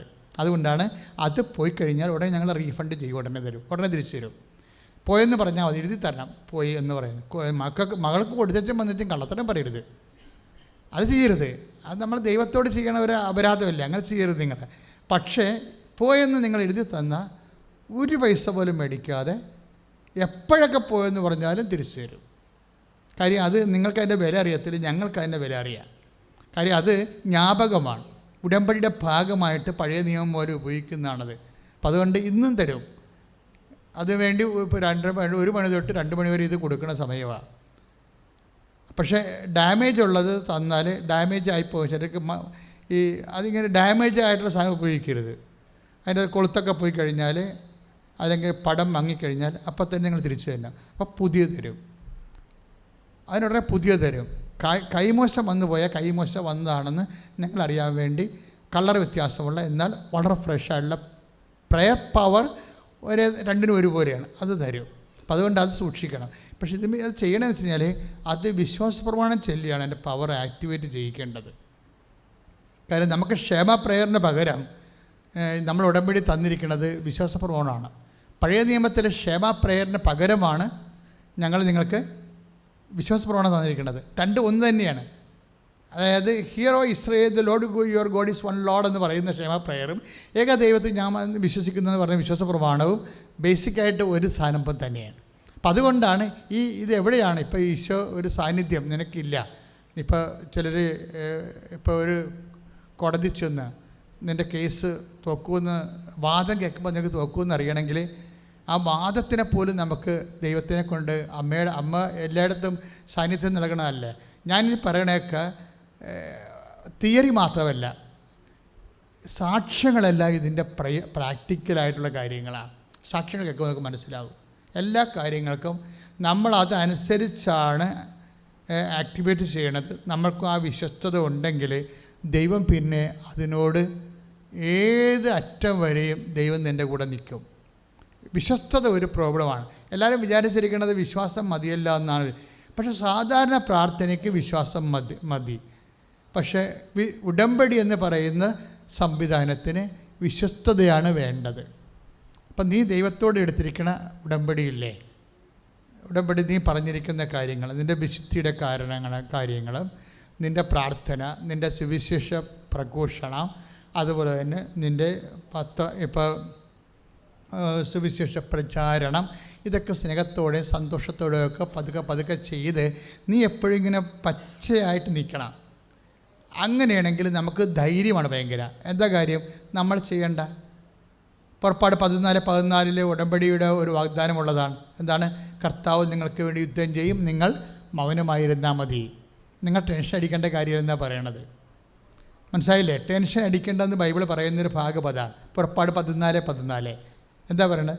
ഏറ്റു പറഞ്ഞേ, കർത്താവ് നിങ്ങൾക്ക് വേണ്ടി യുദ്ധം ചെയ്യും, നിങ്ങൾ മൗനമായി ഇരുന്നാലും മതി. അപ്പോൾ 1 കോടിയുടെയൊക്കെ ജപ്തി നടപടി വന്നെന്ന് എന്നോട് പറഞ്ഞു കഴിഞ്ഞാൽ ഞാൻ പറയാം, വെച്ചാൽ ഇനി അധികം കാര്യങ്ങൾ ഓവറായിട്ട് നിങ്ങൾ അവിടെ പോയി ഇവിടെ തിരക്ക് പരവേശം കൊണ്ട് നടക്കണ്ട. മര്യാദക്ക് കൂൾ ഡൗൺ ആകുക. എന്താ കാര്യം? നിങ്ങൾക്ക് ചെയ്യാൻ പറ്റാത്ത കാര്യം ചെയ്യാൻ പറ്റത്തില്ലല്ലോ. മനസ്സിലായില്ലേ? നിങ്ങൾക്ക് ചെയ്യാൻ പറ്റാത്ത കാര്യങ്ങൾ ഇപ്പോൾ നിങ്ങൾ ഇവിടെ അച്ഛാ ഒന്നും പറയണ്ട അച്ഛാ, വിസ ഇപ്പോൾ 2013 സ്റ്റാറ്റസ് ഇട്ടാണ്. ഞങ്ങൾ നെറ്റടിച്ച് നോക്കിയിട്ട് ഒരു മൂവ്മെൻറ്റും ഇല്ല. അതങ്ങനെ തന്നെ നിൽക്കണം, സ്റ്റാറ്റസ് അങ്ങനെ തന്നെ നിൽക്കണം എന്ന് പറയും. അപ്പോൾ ഞാൻ മോൾ ഇനി അതിൻ്റെ അകത്ത് നീ ഉൾക്കൊണ്ട പറയണ്ട. എന്താ കാര്യം? ഇനി നമുക്കവിടെ ചെയ്യാൻ, നമുക്ക് അമേരിക്ക ചെല്ലാനോ ആ കമ്പനി ചെല്ലാനോ ചോദിക്കാനോ ഒന്നും ചെയ്യാൻ പറ്റത്തില്ല നമുക്ക്. പക്ഷേ ചെയ്യാൻ പറ്റുന്നത് എന്താണ്? കർത്താവിന് അവിടെ ചെല്ലാനും നിൻ്റെ വിസയുടെ ബ്ലോക്ക് ചെയ്തിരിക്കുന്നത് ഇളക്കിയെടുക്കാനും പറ്റും. ഇതാണ് പുറപ്പാട് 14 പറയണത്. പുറപ്പാട് 14 ഒരു ജനത അനുഭവിച്ച വിശ്വാസ സാക്ഷ്യമാണ്. പക്ഷേ നമ്മളെന്താ ചെയ്യണത്? നമ്മൾ ഉടമ്പടി എടുക്കുമ്പോൾ അതേ ദൈവത്തിലെ ഉടമ്പടിയുടെ പ്രശ്നത്തിൻ്റെ ക്ലെയിമല്ലേ. മറ്റ് പ്രാർത്ഥനയ്ക്ക് ക്ലെയിം ഇല്ലല്ലോ. എന്ത് പ്രാർത്ഥനയ്ക്ക് എന്ത് ക്ലെയിം ഉണ്ട് നിങ്ങൾക്ക്? മറ്റ് പ്രാർത്ഥനയ്ക്ക് ക്ലെയിം എന്താ ഉള്ളത്? നമുക്ക് ക്ലെയിം ഉണ്ടെന്ന് പറയണത് യേശുക്രിസ്തു, നമ്മളതുകൊണ്ടാണ് യേശുക്രിസ്തുവിൻ്റെ പീഡാനുഭവത്തെ പ്രതി എന്ന് പറയുന്നത്. നമ്മൾ പീഡാനുഭവത്തിൻ്റെ പ്രതിയായിട്ട് അത് ക്ലെയിമാക്കുകയാണ്. പക്ഷേ അത് എന്തിലാണ്? യേശുക്രിസ്തുവിൻ്റെ പീഡാനുഭവത്തിൻ്റെ മെരിറ്റ് നമുക്ക് കിട്ടുന്നത് എങ്ങനെയാണ്? ബൈ ഫെയ്ത്താണ്. പക്ഷേ ബൈ ഫെയ്ത്തിനൊരു പ്രശ്നമുണ്ട്. എന്താ കാര്യം? ബൈ ഫെയ്ത്ത് എന്ന് പറയുന്നത് വിശ്വാസം മൂലമാണ് നമുക്ക് കിട്ടുന്നത്. പക്ഷേ ഈ വിശ്വാസത്തിന് യാക്കോബിൻ്റെ വെളിപാട് വരുമ്പോൾ എബ്രാഹത്തിൻ്റെ നീതീകരണമായിട്ട് വ്യത്യാസം വരും. എബ്രാഹത്തിന് ആദ്യകാലങ്ങളിൽ കൊടുത്ത വെളിപാടിനനുസരിച്ചുകൊണ്ട് ദൈവം അവൻ്റെ വാഗ്ദാനങ്ങൾ വിശ്വസ്തനായിരിക്കും. എബ്രാഹത്തിന് ഫെയ്ത്ത് മാത്രം മതി. പക്ഷേ ഫെയ്ത്ത് മാത്രം മതിയെന്ന് പറയും, വിശ്വാസം മാത്രം മതി. പക്ഷേ അതിൻ്റെ അല്പം കൂടി മുന്നോട്ട് പോകുമ്പോൾ 2ാം ക്ലാസ് കഴിഞ്ഞിട്ട് 3ാം ക്ലാസ് വരത്തില്ലേ? അത് അല്ലെങ്കിൽ നമ്മൾ SSLC കഴിഞ്ഞിട്ട് പിന്നെ +1 കഴിഞ്ഞില്ലേ? അപ്പോൾ മുന്നോട്ട് പുറകോട്ടാണ് നമ്മൾ പഠിക്കണം, അല്ലല്ല മുമ്പോട്ടല്ലേ പോണത്.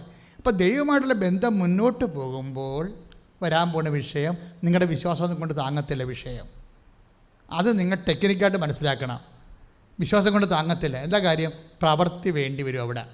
അത് കാരണം യാക്കോബ് പറയണത് വിശ്വാസം പ്രവൃത്തികളാൽ നീതീകരിക്കപ്പെടുന്നു. ഇപ്പോൾ എബ്രാഹത്തിനെ സംബന്ധിച്ചിടത്തോളം എന്താ 15:6 ഉൽപ്പത്തി 15:6 എന്താ പറയണത്? എബ്രാഹാം തൻ്റെ വിശ്വാസത്താൽ നീതീകരിക്കപ്പെട്ടു. വിശ്വാസത്താൽ നീതീകരിക്കപ്പെട്ടെങ്കിലും ആ വിശ്വാസത്തിൽ പിന്നീട് ഇസഹാക്കിനെ ബലിയർപ്പിക്കാൻ പറഞ്ഞു. അത് പ്രവൃത്തിയാണ്. അപ്പോഴേ എപ്പോഴും നമ്മുടെ വിശ്വാസം നീതീകരിക്കുന്നത് പ്രവൃത്തി കൊണ്ടാണ്. ഇതുകൊണ്ടാണ് പ്രേക്ഷിത പ്രവർത്തനം തന്നിരിക്കുന്നത്. കുറേ പ്രവൃത്തി കൊണ്ടാണ് നിങ്ങൾ നിങ്ങളുടെ വിശ്വസ്തതയെ നീതീകരിക്കേണ്ടത്. എന്താണ്? ഞാൻ രോഗിയായിരുന്നു, നിങ്ങൾ എന്നെ സന്ദർശിച്ചു. അപ്പോൾ രോഗികളെ സന്ദർശിക്കാൻ പോയിരുന്ന കൈപൊക്കിക്ക് ഉടമ്പടി പ്രകാരം രോഗികളെ സന്ദർശിക്കാൻ പോയവർ ഇത്രയേ ഉള്ള ആൾക്കാർ. ഇവിടെയാണ് പ്രവർത്തികൾ പരാജയം വന്നിരിക്കുന്നത്. ഇത് നമ്മൾ ശ്രദ്ധിക്കണം. കാര്യം ഉടമ്പടി നമ്മൾ പറഞ്ഞിരിക്കുന്നതാണ്, അവൻ പറഞ്ഞതുപോലെ ചെയ്തോളാവുന്നു. അവൻ പറഞ്ഞതുപോലെ ചെയ്തോളാവുന്ന നമ്മൾ ഉടമ്പടിയിൽ പ്രതിജ്ഞ ചെയ്തിരിക്കുന്നതാണ്. അപ്പോഴേ എന്തിനാണ്? ആകാത്ത സമയം ആക്കിയെടുക്കാൻ വേണ്ടി ചെയ്തിരിക്കുന്ന ദൈവിക നടപടിയാണ്. അത് മാതാവിൻ്റെ ഒരു കണ്ടുപിടുത്തമല്ല, അമ്മയിൽ വസിച്ച പരിശുദ്ധാത്മാവിൻ്റെ കണ്ടുപിടുത്തമാണ്. അമ്മയെ കണ്ടപ്പോഴെന്തുകൊണ്ടാണ് മാലാക്ക പറഞ്ഞത്? കരുത്വമനെ എന്താ പറഞ്ഞത്? Hail Mary full of grace. ഇവർ ഫുൾ ഓഫ് ഗ്രേസാണ്. ഫുൾ ഓഫ് ഗ്രേസ് ആയത് കാരണം കൃപ നിറഞ്ഞ ആളാണ്. അതുകൊണ്ടാണ് കൃപ നിറഞ്ഞ അവളെ സ്വസ്തിയെന്ന് നമ്മൾ പ്രാർത്ഥിക്കുന്നത്. ആ പ്രാർത്ഥന പ്രാർത്ഥിച്ചിട്ട് നമുക്ക് ബലം കിട്ടുന്നതിൻ്റെ കാരണം അതാണ്. ഇവരെ കൃപ നിറഞ്ഞതാളാണ്. ഈ കൃപ നിറയുമ്പോൾ സ്വാഭാവികമായിട്ട് എന്താ സംഭവിക്കണത്? ആത്മാവിൽ സംഭവിക്കുന്ന കാര്യങ്ങൾ എന്താണ് ചെയ്യേണ്ടത്, എപ്പോഴാണ് ചെയ്യേണ്ടത്, എല്ലാം ഈ കൃപയിൽ അറിയാൻ പറ്റും. ആത്മാവിന് പ്രവർത്തനങ്ങൾ അറിയാൻ പറ്റും. അതുകൊണ്ടാണ് അമ്മ പരിശുദ്ധാത്മാവ് നിറഞ്ഞത് കൊണ്ടാണ് ഇങ്ങനെ അവർക്ക് വീഞ്ഞില്ല എന്ന് പറയുമ്പോഴേ, ഇപ്പോൾ യോഹന്നാൻ 2:3 ഉടമ്പടിയുടെ ബേസ്മെൻറ്റ്. അവർക്ക് വീഞ്ഞില്ല. വീഞ്ഞെന്ന് പറയുമ്പോൾ ഭൗതികമായ വിഷയങ്ങൾ, അത് എന്തും ആയിക്കോട്ടെ, നിങ്ങൾ ഒരേ ഇല്ലായ്മ ആളല്ല, അത് ഒരു പ്രതീകമാണ്. ആരോഗ്യമില്ല, പഠിച്ചിട്ട് മനസ്സാകണില്ല, ചിലർക്ക് പഠിച്ചിട്ട് മനസ്സാകണില്ലല്ലോ. ഇപ്പോൾ വന്നിരിക്കുന്ന ഏറ്റവും വലിയ വിഷയം എന്ന് വെച്ച് കഴിഞ്ഞാൽ, ഇപ്പം ഞാൻ IELTSകാരെ എല്ലാ ദിവസവും പ്രൊഫഷണൽസിനെ എല്ലാ ദിവസവും പ്രാർത്ഥിക്കും.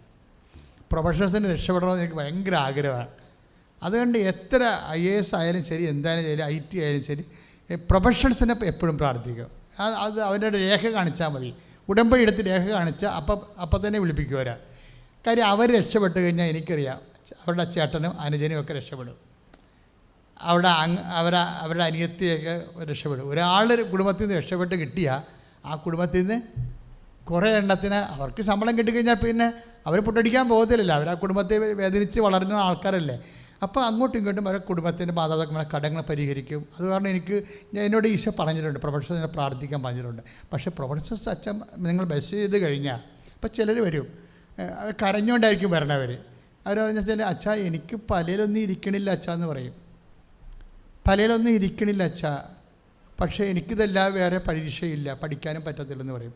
ഞാൻ പറഞ്ഞു തലയിലൊന്നും ഇരിക്കണ്ട, കർത്താവ് ഇരുന്നാവോ എന്നിൻ്റെ തലേ. എന്താ കാര്യം? ഇങ്ങനെ കുറേ അനുഭവങ്ങൾ ഞാൻ കണ്ടിട്ടുണ്ട്. കാര്യം അവർ പറയും, അച്ഛാ ഞാനതിന് എഴുതിയില്ലായിരുന്നല്ലോ, ഞാനതിന് എഴുതിയില്ലല്ലോ അത്. പക്ഷേ എഴുതാത്തതിനും അമ്മ സ്കോർ ചെയ്തെന്ന് വരും. ഇത് നമ്മൾ ഒരിക്കലും ദൈവത്തെ അറിഞ്ഞാൽ നമ്മൾ ദൈവത്തിന് വേണ്ടി ചത്തുകളയും. കാര്യം എന്താ പ്രശ്നം വെച്ചാൽ ഉടമ്പടി എപ്പോഴും വർക്ക് ചെയ്യുക. അപ്പം നിങ്ങളോർക്കും കൈ കെട്ടിയിരുന്നാൽ മതി, ദൈവത്തിന് വിളിച്ചാൽ മതി. അങ്ങനെയല്ല, നമ്മളെ കൊണ്ട് കഴിയാവുന്ന നമ്മൾ ചെയ്യും. ബാക്കി എന്ത് ചെയ്യും? ആര് ചെയ്യും? എല്ലാം നമ്മളെക്കൊണ്ട് കഴിയുമെന്ന് നിങ്ങൾക്ക് തോന്നണുണ്ടോ? ഇല്ല. നിങ്ങളുടെ കടങ്ങൾ എല്ലാം. അപ്പം നിങ്ങളിപ്പോൾ ജപ്തി നടപടിയാണെന്ന് പറയുമ്പോൾ ഞാൻ ചോദിക്കും, എന്തെങ്കിലും നിങ്ങൾക്ക് കൊടുക്കാനോ വിൽക്കാനോ ഒക്കെ ഉണ്ടോ? ഒന്നുമില്ലച്ചാ എന്ന് പറയും. ഒന്നുമില്ലച്ചാ. ഞാൻ പറഞ്ഞു ഒന്നും വേണ്ടെന്ന് പറയും. കാര്യം എന്താ കാര്യം? നമുക്ക് വേണ്ടി ഈ ആൾ നേരത്തെ എല്ലാം കൊടുത്തിരിക്കണതാണ്. അങ്ങനെയാണ് കൃപ കിട്ടിയിരിക്കുന്നത്. നിങ്ങൾക്ക് ഈ ആളിലൊന്ന് ഭംഗിയായിട്ട് വിശ്വസിക്കാൻ കഴിഞ്ഞാൽ മതി. കൊടുക്കാനുള്ളതെല്ലാം ഈ ആൾ നേരത്തെ നമുക്ക് വേണ്ടി റെമിറ്റ് ചെയ്തിട്ടുണ്ട്. ആ ഒരു ബോധം ഉണ്ടാണ് നമുക്ക്. ഒക്കെ ഐശ്വര്യം കെട്ടുപോയെന്നൊന്നും പറയരുത്. ദൈവത്തിൻ്റെ നടപടിക്രമങ്ങളുടെ ഒരു ഭാഗമാണ് ഐശ്വര്യം പുനഃസ്ഥാപിക്കുക എന്നുള്ളത്. അതുകൊണ്ടാണ് ഐസയ ഈ ഉടമ്പടി വെളിപ്പെടുത്തിയ ആദ്യ നിമിഷം എന്താ പറഞ്ഞതെന്നറിയാവോ? അനുസരിച്ചാൽ നീ ഐശ്വര്യം പ്രാപിക്കോ. ഐസയ 1:19.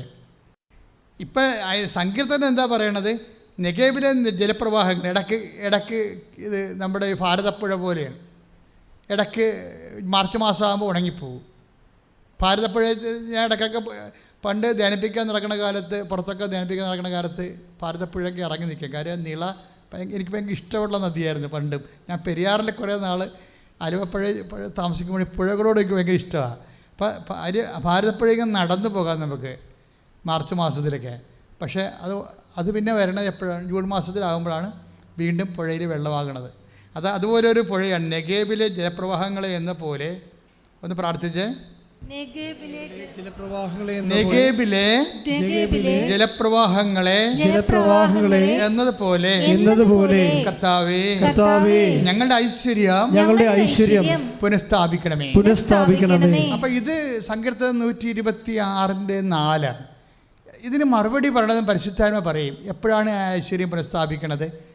അനുസരിച്ചാൽ. അനുസരിച്ചാൽ? കർത്താവിൻ്റെ വചനം അനുസരിച്ചാൽ, ഉടമ്പടി പാലിച്ചാൽ എന്നതിൻ്റെ അർത്ഥം. ഐശ്വര്യം ഇരിക്കുന്നത് എവിടെയാണ്? ഉടമ്പടിയിലാണ് ഇരിക്കുന്നത്. അതുകൊണ്ട് ഐസയ 1:19 പറയണത് എന്താണ്? അനുസരിച്ചാൽ. പറഞ്ഞേ, അനുസരിച്ചാൽ നീ ഐശ്വര്യം പ്രാപിക്കും. ഇപ്പൊ ഡിൻസിയുടെ സാക്ഷ്യം അതല്ലേ? 100 കൊല്ലമായിട്ട് ആ നാട്ടിൽ വെള്ളമില്ല. ആ വീട്ടിലല്ലേ, ആ നാട്ടിൽ, ആ പ്രദേശത്ത് വെള്ളമില്ല. ഉടമ്പടി എടുത്തുകൊണ്ട് പോയപ്പോൾ ഒരു തണുപ്പ് പോലെ മാതാവ് കൂടെ വന്ന്. അപ്പോൾ അവർക്ക് തോന്നി പിറ്റേ ദിവസം ആരോട് ഇത് മനുഷ്യൻ ആരോട് ഡിൻസി സാക്ഷ്യം പറഞ്ഞു, ഇത് മനുഷ്യനല്ല എന്നാണ് അവർ പറയണത്. ഞങ്ങൾക്ക് അങ്ങനെ തോന്നിയിട്ടില്ല, ചിന്തിച്ചിട്ടില്ല. പക്ഷേ ഉടമ്പടി എടുത്തു കഴിഞ്ഞപ്പോൾ ഞങ്ങൾക്ക് അവിടെ കിണർ കുഴിക്കാൻ തോന്നി. അപ്പോൾ ആൾക്കാരൊക്കെ പറഞ്ഞു ഇത് മണ്ടത്തരമാണ്, എത്രയോ തലമുറകൾ കുഴിച്ചിട്ട് വെള്ളമില്ലാതെ ഉപേക്ഷിച്ച് കളഞ്ഞൊരു പ്രോജക്റ്റാണിത്, നിങ്ങളിപ്പോൾ എന്ത് മണ്ടത്തരം, വെറുതെ കാശ് കളയാൻ പോകണമെന്ന് ഓരോരുത്തർ പറയും. കാശ് കളയാൻ പോകണമെന്ന്. എന്താ പ്രശ്നം എന്ന് വെച്ച് കഴിഞ്ഞാൽ ഒരു പ്രോബ്ലം ഉണ്ട് മക്കളെ, ശ്രദ്ധിച്ച് കേൾക്കണം. അതായത് വൺസ് ഇപ്പം ഞാൻ ഈ ഉടമ്പടി തുടങ്ങിയ കാലത്ത് ഞാൻ ആരോടും പറഞ്ഞില്ല ഉടമ്പടി തുടങ്ങാൻ പോകുന്നു. അമ്മ എന്നോട് പറഞ്ഞ സമയത്ത് ഞാനൊരു പെട്ടി, നേർച്ചപ്പെട്ടി പോലെ ഒരു പെട്ടി എടുത്ത് വെച്ചും ബേവിച്ചായ എന്ന് പറഞ്ഞ എൻ്റെ സഹപ്രവർത്തനമുണ്ട്. ബേവിച്ചായ ഇങ്ങനൊരു പ്രാർത്ഥന ഉണ്ട്. അപ്പം തങ്കച്ചായൻ, എൻ്റെ സണ്ണി, ഇവരൊക്കെ വന്ന് സന്ധ്യയ്ക്ക് വന്നിട്ടും പറയും. അപ്പം അന്നാണ് ഇത് തുടങ്ങി 2015 സെപ്റ്റംബറിൽ. ഞാൻ പറഞ്ഞു നിങ്ങളുടെ സങ്കടങ്ങൾ അമ്മയുടെ മുമ്പിൽ, അമ്മയുടെ പ്രത്യക്ഷീകരണത്തിൻ്റെ മുമ്പിൽ അടിസ്ഥാനത്തിൽ എഴുതിയിടാൻ പറഞ്ഞു. അപ്പോൾ അന്ന് ഫോർമാറ്റ് ആയിട്ടില്ലായിരുന്നു, ഐഡിയ മാത്രമേ അമ്മ തന്നുള്ളായിരുന്നു. അതിൻ്റെ ഒന്നാണ് ഐശ്വര്യം പുനഃസ്ഥാപിക്കുക എന്നുള്ളത്. അനുസരിച്ചാൽ നീ ഐശ്വര്യം പ്രാപിക്കും. അത് വേളാങ്കണ്ണി വെച്ച് 90 കൊന്ന് കഴിഞ്ഞപ്പോൾ പറഞ്ഞതാണ്. അപ്പോൾ അതിൻ്റെ കൂടെ കുറേ കാര്യങ്ങളുണ്ട്, അത് ഞാൻ എഴുതിക്കൊണ്ടിരിക്കുകയാണ്. അമ്മ അന്ന് പറഞ്ഞതെല്ലാം ഞാൻ ബുക്കിലാക്കിക്കൊണ്ടിരിക്കുകയാണ്. പക്ഷേ ഈ സംഭവം തുടങ്ങുമ്പോൾ ഇത്രയേ ഉള്ളൂ, ഐശ്വര്യം പുനഃസ്ഥാപിക്കും. അപ്പോൾ ഈ നമ്മുടെ ജീവിതത്തിൽ ഐശ്വര്യം നഷ്ടപ്പെടാനുള്ള സാധ്യതയുണ്ട് പലപ്പോഴും. സൗന്ദര്യം പോകാം, ആരോഗ്യം പോകാം, സമ്പത്ത് പോകാം, കടങ്ങളാകാം, ചിലപ്പോൾ വീട്ടിൻ്റെ ചുറ്റുപാട് നമുക്ക് സമാധാനം പോകാം. പക്ഷേ എന്തൊക്കെ പോയാലും എൻ്റെ മക്കൾ ഇതെല്ലാം പുനഃസ്ഥാപിക്കും എന്നുള്ള കാര്യം ഉറപ്പാണ്. കൈ ഇടിച്ച് കർത്താവിനെ സ്തുതിക്കട്ടെ.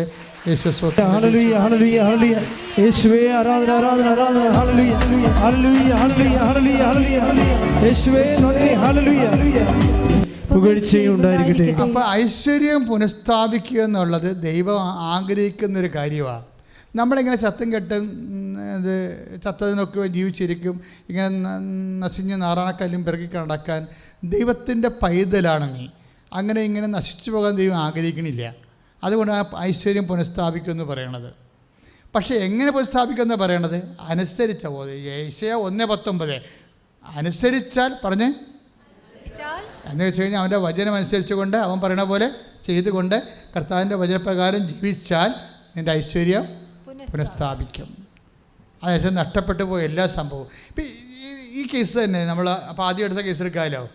ഈ കേസിൻ്റെ പ്രത്യേകത ഡിൻസി പറയണത്, ഞങ്ങൾ ആൾക്കാരോടൊന്നും ആൾക്കാരൊക്കെ വന്ന് പറഞ്ഞു ഇന്ന് മണ്ടത്തരാണ് ഈ കാണിക്കേണ്ടത്, ഇങ്ങനെ ചെയ്യരുത്, കാശ് പോകാനോ വെറുതെ എന്തിനാ, ആര് പറഞ്ഞു നിങ്ങളോട് ഇപ്പോൾ ഇത് ചെയ്യാൻ, ഇപ്പോൾ വെള്ളം കിട്ടുമെന്ന് നിങ്ങൾക്ക് എങ്ങനെ തോന്നി? അതിനൊന്നും ആർക്കും മറുപടിയില്ല. ഇപ്പോൾ വെള്ളം കിട്ടുമെന്ന് എങ്ങനെ തോന്നി? 100 കൊല്ലമായിട്ട് കുഴിച്ചിട്ട് വെള്ളം കിട്ടാത്ത സ്ഥലത്ത് ഇപ്പോൾ വെള്ളം കിട്ടുമെന്ന് എങ്ങനെ തോന്നി? ആരും നിങ്ങളോട് പറഞ്ഞു എന്നൊക്കെ ചോദിക്കണം. പക്ഷേ അതിനൊന്നും അവർക്ക് മറുപടിയില്ല. പക്ഷേ ആന്തരിക ഒരു ബോധ്യമുണ്ട്. മനുഷ്യൻ്റെ മറുപടിയൊന്നും ഇല്ലെങ്കിൽ അവർക്ക് ആന്തരിക ബോധ്യമുണ്ട്. കർത്താവ് ഞങ്ങൾക്ക് വെള്ളം തരാൻ പോകുന്നു എന്നുള്ളത്. അവർ കുഴിച്ച് വെള്ളമില്ല, പല പരിപാടി. അപ്പോൾ ഇവരുടെ ഇൻസെന്ന് വെച്ചാൽ പോയി ഉപ്പ് കൊണ്ടുവന്നിട്ട് കുഴിക്കളറിൻ്റെ കത്തേക്കിട്ട്. ഉപ്പെന്ന് പറയുമ്പോൾ ഉപ്പ് നമ്മൾ ഇടുമ്പോൾ ശ്രദ്ധിക്കേണ്ട വിഷയം വെച്ചാൽ വിശ്വാസപ്രമാണം ചൊല്ലി വേണം ഇടാൻ. കാര്യം ഉപ്പ് വിശ്വസ്തതയുടെ അടയാളമാണ്. നിങ്ങൾ തമ്മിലുള്ള എവർലാസ്റ്റിംഗ് കവനൻ്റ് അല്ലേ, വിശ്വസ്തയുടെ അടയാളമാണ്, പ്രിസർവേറ്റീവാണ്. നിൻ്റെ ഉടമ്പടിയെ സംരക്ഷിക്കുന്നത് ആരാണ്? ഉപ്പാണ്. വിശ്വസ്തതയെന്ന് പറയുന്നതാണ് ഉപ്പ്. ഈ വിശ്വസ്തയുടെ അടയാളമായിട്ടാണ് ഉപ്പ് തരണത്. അപ്പോൾ ഇതുകൊണ്ട് ഇവർ വിശ്വാസപ്രമാണം ചൊല്ലിയിട്ടു. ഇടുമ്പോൾ അവർക്കൊരു ഐഡിയ വന്നു. എന്താണെന്നറിയുമോ? കൃപാസനം മാതാവിൻ്റെ ഫോട്ടോ കൊണ്ടുവന്ന് പാറപ്പുറത്ത് വെക്കുക. അടുത്ത ഐഡിയ ആണ്. ഈ ഐഡിയയൊക്കെ നമുക്ക് വിശ്വാസിക്ക് മാത്രമേ മനസ്സിലാകത്തുള്ളൂ, അല്ലേ? വിശ്വാസം എല്ലാവർക്കും മനസ്സിലാകുക. പിന്നെ മാതാവിൻ്റെ രൂപം കൊണ്ട് പാറപ്പുറത്ത് വെച്ച് ഇല്ലാത്ത വെള്ളം എങ്ങനെ ഉണ്ടാകുന്നവർ ചോദിക്കും. അതുകൊണ്ടാണ് ഈശോ പറയണത്, നീ പോകുമ്പോൾ ദൗത്യമായിട്ട് പോകുമ്പോൾ ആരെയും അഭിവാദനം ചെയ്യരുതെന്ന് പറയും. കർത്താവ് കൊടുക്കുന്ന നോട്ടാണത്. അതെപ്പോൾ നിങ്ങൾ ശ്രദ്ധിക്കണം. ആന്തരിക ബോധ്യം കിട്ടിയാൽ ഇത് പാപികളുമായിട്ട് ഷെയർ ചെയ്യരുത്. പാപികൾ എന്ന് പറഞ്ഞാൽ നമുക്ക് ആരെയും വിധിക്കാൻ പറ്റത്തില്ല. പക്ഷേ ദൈവത്തെ അംഗീകരിക്കാത്ത ആൾക്കാരും പ്രാർത്ഥനയെ ജീവിക്കാത്ത ആൾക്കാരുമായിട്ട് നിൻ്റെ ആധ്യാത്മികത നീ ഷെയർ ചെയ്യരുത്. ഞാൻ ഉടമ്പടി എടുത്ത കാലത്ത് ആരോടും പറയത്തില്ല ഞാൻ എന്താ ചെയ്യാൻ പോകണമെന്നൊന്നും പറയത്തില്ല. അമ്മ എനിക്കുന്ന ബോധ്യമാണ്. ഞാൻ പറയും കാത്തിരുന്ന് കാണാം എന്നത് മനസ്സിൽ അത്രേ ഉള്ളൂ. ഇപ്പോൾ 10,000 ഹേ ഗ്രേഡ് സാക്ഷ്യം 10,000 സാക്ഷ്യം 10-30,000 ഉണ്ട്. അതല്ല എ ഗ്രേഡ് എന്ന് പറഞ്ഞത് പക്കാ ഉടമ്പടിയുടെ സാക്ഷ്യങ്ങളായിട്ട് മാത്രം. മേജറാണ് എല്ലാം വരണത്. ഉടമ്പടിയുടെ ഒരു ഫീച്ചർ എന്ന് പറയുന്നത് മേജറായിട്ടുള്ള സംഭവങ്ങൾ. മേജർ കഴിഞ്ഞ ദിവസങ്ങളിൽ ഒരു ചേച്ചി ഒരു സാക്ഷ്യം പറഞ്ഞു. അവർ താമരശ്ശേരി ഇടവകയാണ്. താമരശ്ശേരി നമ്മുടെ ഇതിലേ ഉണ്ടത്. അതായത് അവരുടെ സാക്ഷി എനിക്ക് ഭയങ്കര ഇഷ്ടപ്പെട്ടായിരുന്നു. കാര്യം അതൊരു മേജർ സബ്ജക്റ്റാണ്. കാര്യം ഇവരുടെ വിഷയം എന്ന് വെച്ചാൽ അവിടെ ഒരു മറിപ്പുഴ അങ്ങനെ എന്തോ സാധനമുണ്ട്. ആ പുഴയിൽ ഒരു ജലവൈദ്യുത പദ്ധതി ഗവൺമെൻറ് അനൗൺസ് ചെയ്തായിരുന്നു 17 വർഷം മുമ്പ്. എന്നിട്ട് ഈ ഗവൺമെൻറ്റിൻ്റെ ഒരു കുഴപ്പം അറിയാമല്ലോ, പദ്ധതി വന്നാൽ അനൗൺസ് ചെയ്ത് പോയി കഴിഞ്ഞാൽ പിന്നെന്താ കുഴപ്പം? അവർ സ്ഥലം എടുക്കത്തുമില്ല, നമുക്കത് വിൽക്കാനും പറ്റത്തില്ല, പിന്നെ അതിന് വിലയും കിട്ടത്തില്ല, അത് ഫ്രീസായി പോകും. അത്രയും സ്ഥലം 27 കുടുംബങ്ങളുടെ സ്ഥലമാണ് മറിപ്പുഴ ഫ്രീസായി പോയിരിക്കുന്നത്. 27 കുടുംബങ്ങൾ. എന്താ ചെയ്തിരിക്കുന്നത് അറിയാമോ? അതും ഒരു ബലമും കൂടാണ്. ഗവൺമെൻറ് ഇത് പദ്ധതി അനൗൺസ് ചെയ്തിട്ട് 17 കൊല്ലമായി. സർവേയൊക്കെ നടത്തി ഗവൺമെൻറ് ഈ പറഞ്ഞ പോലെ കുറ്റിയൊക്കെ അടിച്ചിട്ടിരിക്കുകയാണ്. പിന്നെ എന്ത് ചെയ്യും? അനക്കമില്ല. അനക്കമില്ല വന്നപ്പോൾ എന്ത് ചെയ്ത് ആൾക്കാർ എപ്പോഴായാലും ഗവൺമെൻറ് എടുക്കുമല്ലോ എന്ന് വിചാരിച്ചുകൊണ്ട് 3 ലക്ഷം രൂപ ആണ് അതിൻ്റെ ഒരു ഏക്കറിന് സ്ഥലം. അവിടെ ഒരു സെൻറ്ററിനല്ല, 3 ലക്ഷം രൂപ ഒരു ഏക്കറിനാണ്. അതിനാണ് അന്ന് എഗ്രിമെൻ്റ് ആയത്. ഈ ഒരു ഏക്കറിന് 3 ലക്ഷം രൂപ മലമുകളിലാണ്. ഇപ്പോൾ എന്താ വെച്ചാൽ ഈ ആൾക്കാരെല്ലാം അവിടെ നിന്ന് 27 കുടുംബങ്ങളിൽ 10-30 താഴേക്ക് ഇറങ്ങി വന്ന് താഴ്വരങ്ങളിൽ പോയി 2-3 സെൻറ്റൊക്കെ വാങ്ങിച്ചിട്ട് താമസിക്കും. ചില ആൾക്കാർ വാടകയ്ക്ക് പോയി. കാര്യം ഇവിടെ കിടക്കാൻ പറ്റത്തില്ലല്ലോ. ഇപ്പം എന്താ ഗുരുതരമായ പ്രശ്നം എന്താണെന്ന് നിങ്ങൾക്ക് മനസ്സിലായ? അതായത് ഗവൺമെൻറ് ആ പദ്ധതി ഉപേക്ഷിക്കുകയും ചെയ്ത്, അതാണ് സംഭവം. ഈ ആൾക്കാർക്ക് അവിടെ താമസിക്കാതെ 27 കുടുംബങ്ങളെ ഉണ്ടായിരുന്നു. ഇപ്പോൾ അതിൻ്റെ 5-6 കുടുംബങ്ങളെ അവിടെ ഉള്ളൂ. അത് കാരണം പഴയ കാട്ടുപന്നി അതുപോലെ തന്നെ പുലിയൊക്കെ കയറാൻ തുടങ്ങിയതിൻ്റെ അടുത്ത്. കാര്യം എന്താ? കാടായില്ലേ, ആൾക്കാർ പോകുന്നില്ലേ. ഒരു ദുരന്തം വന്ന വഴികളാണ്. അപ്പോൾ ആ 6 പേരുടെ കൂട്ടത്തിൽ ഒരു ചേടത്തി വന്ന് അമ്മയോട് പറഞ്ഞ്, അമ്മേ ജീവിതം തീർന്ന്, ഇറങ്ങാനും പറ്റുന്നില്ല, അവിടെ താമസിക്കാനും പറ്റത്തില്ലെന്ന് പറഞ്ഞു. ഇറങ്ങാനും പറ്റത്തില്ല, അവിടെ നിന്ന് ഇറങ്ങാനും പറ്റണില്ല, എവിടെ പോകാനാ? അവിടെ താമസിക്കാനും പറ്റത്തില്ല. അതുകൊണ്ട് അവരൊന്ന് ഉടമ്പടി ചെയ്ത് കഴിഞ്ഞപ്പോൾ ഷീസ് ഇൻസ്പിരിറ്റഡ്. ഉടമ്പടി കഴിഞ്ഞ് സംഭവിക്കുന്ന കാര്യങ്ങൾ നിങ്ങൾ ചങ്കെ കൊണ്ടാണ് കൃത്യമായിട്ട് ഒക്കട്ടെ എന്നൊക്കെ പറഞ്ഞ് ചെയ്യുമ്പോഴാണ് കുഴപ്പം വരുന്നത്. അല്ലെങ്കിൽ പ്രസൻസ് ഒന്നും, ഉടമ്പടിയുടെ മെയിൻ പ്രസൻസാണ്, സാന്നിധ്യമാണ്. I will come with you എന്നല്ല പറയണത്. അതാണ് പുറപ്പാടിൻ്റെ 33:14, ഞാൻ നിൻ്റെ കൂടെ വരും. ഇവർക്ക് ഉടനെ ഒരു ആവേശമുണ്ടായി ഉടമ്പടി ചെയ്തതോടുകൂടി. ഇവർ നേരെ ഉടമ്പടി ചെയ്ത് വീട്ടിൽ ചെന്ന് വെച്ച് അമ്മയോട് പറഞ്ഞല്ലോ അണക്കെട്ടിലെ കാര്യം പറഞ്ഞു. അണക്കെട്ടൊന്നുമില്ല, ഇപ്പോൾ ആ ഗവൺമെൻറ് പ്രോജക്റ്റ് കളഞ്ഞു. ഉടനെ ഇവർ ചെന്ന് വെച്ചും ഈ ഉടമ്പടി എടുത്തു കഴിഞ്ഞപ്പോൾ ഇവർക്കിതുപോലെ ദൈവത്തിൻ്റെ ശക്തി ആവേശം ഉണ്ടായി. ഇവർ വീട്ടിൽ ചെന്ന് വെച്ചും അപ്പം മകൻ പറഞ്ഞു, എടാ മുഖ്യമന്ത്രി വിളിക്കടാന്ന് പറഞ്ഞു. ഒരു വിഷയത്തിൻ്റെ പോക്കുണ്ട്, അതിൻ്റെ എടാ മുഖ്യമന്ത്രി വിളിച്ചടാന്ന് പറഞ്ഞു. ഉടനെ എന്തിനാണ് അമ്മേ? അല്ല ഈ സ്ഥലം എടുക്കുകയില്ലെന്ന് അറിയാൻ വേണ്ടിയാണ്, പ്രോജക്റ്റ്. അപ്പോൾ ആ പഴയ ആൾക്കാർ തന്നെയാണ് അവരെ, പക്ഷേ ഇപ്പോൾ അവർ ആളിൻ്റെ ഒരു സ്റ്റേച്ചറങ്ങോട്ട് മാറി, ലെവൽ മാറി ആളിൻ്റെ. ഉടനെ മുഖ്യമന്ത്രിനെ വിളിച്ച് മകൻ, അമ്മയുടെ ഒരു കമാൻഡ് പോലല്ലേ വിളിച്ച്. പിണറായി വിജയൻ സാർ എടുത്തില്ല, മുഖ്യമന്ത്രിമാരെ എടുക്കത്തില്ലല്ലോ സാധാരണ. പക്ഷേ ഉടനെ ചെടുത്തി വിടത്തില്ല. ചേച്ചി പറഞ്ഞടാ വകുപ്പ് മന്ത്രിനെ വിളിക്കാൻ പറഞ്ഞു. വകുപ്പ് മന്ത്രി ആരാണ്? അന്ന് മണിസാറാണ് വകുപ്പ് മന്ത്രി. വകുപ്പ് മന്ത്രി വിളിച്ചപ്പോൾ തന്നെ അങ്ങനെ എടുത്ത് ഫോൺ. എന്താണ് എന്ന് ചോദിച്ചു. അപ്പോൾ പിള്ളേർ പറഞ്ഞ് ഞങ്ങൾക്ക് ചില തീരുമാനം വല്ല ഉണ്ടാ?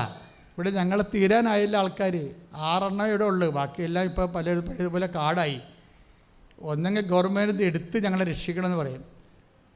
അപ്പോഴുടനെ ആ മനുഷ്യൻ പറയും, നിങ്ങൾ വന്ന് എന്നെ കാണാൻ പറയും. അപ്പോൾ കോവിഡാണെങ്കിൽ ഭയങ്കര ശക്തം. അപ്പോൾ കോവിഡ് ശക്തമായത് കാരണം സാറേ ഞാനെങ്ങനെ വരാനാണ്, വന്നാൽ തന്നെ സാറിനെ കാണാൻ പറ്റുമോ? അപ്പോൾ പറഞ്ഞ് 2 പേരെ വിടാൻ പറഞ്ഞു കേട്ട്. അപ്പോൾ ഇവർ ആദ്യം പറഞ്ഞത് നിങ്ങൾ വരാൻ പറ്റുമെങ്കിൽ നിങ്ങൾ ഇമെയിൽ ചെയ്യാനാണ് മനസ്സാറ് പറയണത്. അപ്പോൾ അത് പറഞ്ഞ് ഞാൻ ഹൗസ് വൈഫാണ്, എനിക്കിതൊന്നും അറിയാൻ പാടില്ലെന്ന് പറയും. ഇതാണ് ഇത് വിഷയം എന്ന് പറയണത്. കോംപ്ലിക്കേറ്റഡ് വിഷയമാണ്. പക്ഷേ അവരെത്ര മണിമണിയായിട്ടാണ് പറയണത്. നിങ്ങൾ ന്യായാധിപന്മാരുടെ സംഘത്തിൽ എത്തുമ്പോൾ എന്ത് പറയണമെന്ന് മുൻകൂട്ടി ആലോചിച്ചുറക്കാതിരിക്കുക, സൂക്ഷിച്ചുകൊള്ളുവിൻ. എന്താണ് പറയേണ്ടതെന്ന് ആ സമയത്ത് അറിവ് നൽകുമെന്ന് ഈശോ പറഞ്ഞില്ല. കൈ ഇടിച്ച് കിടത്ത് ആരും ശ്രദ്ധിക്കട്ടെ.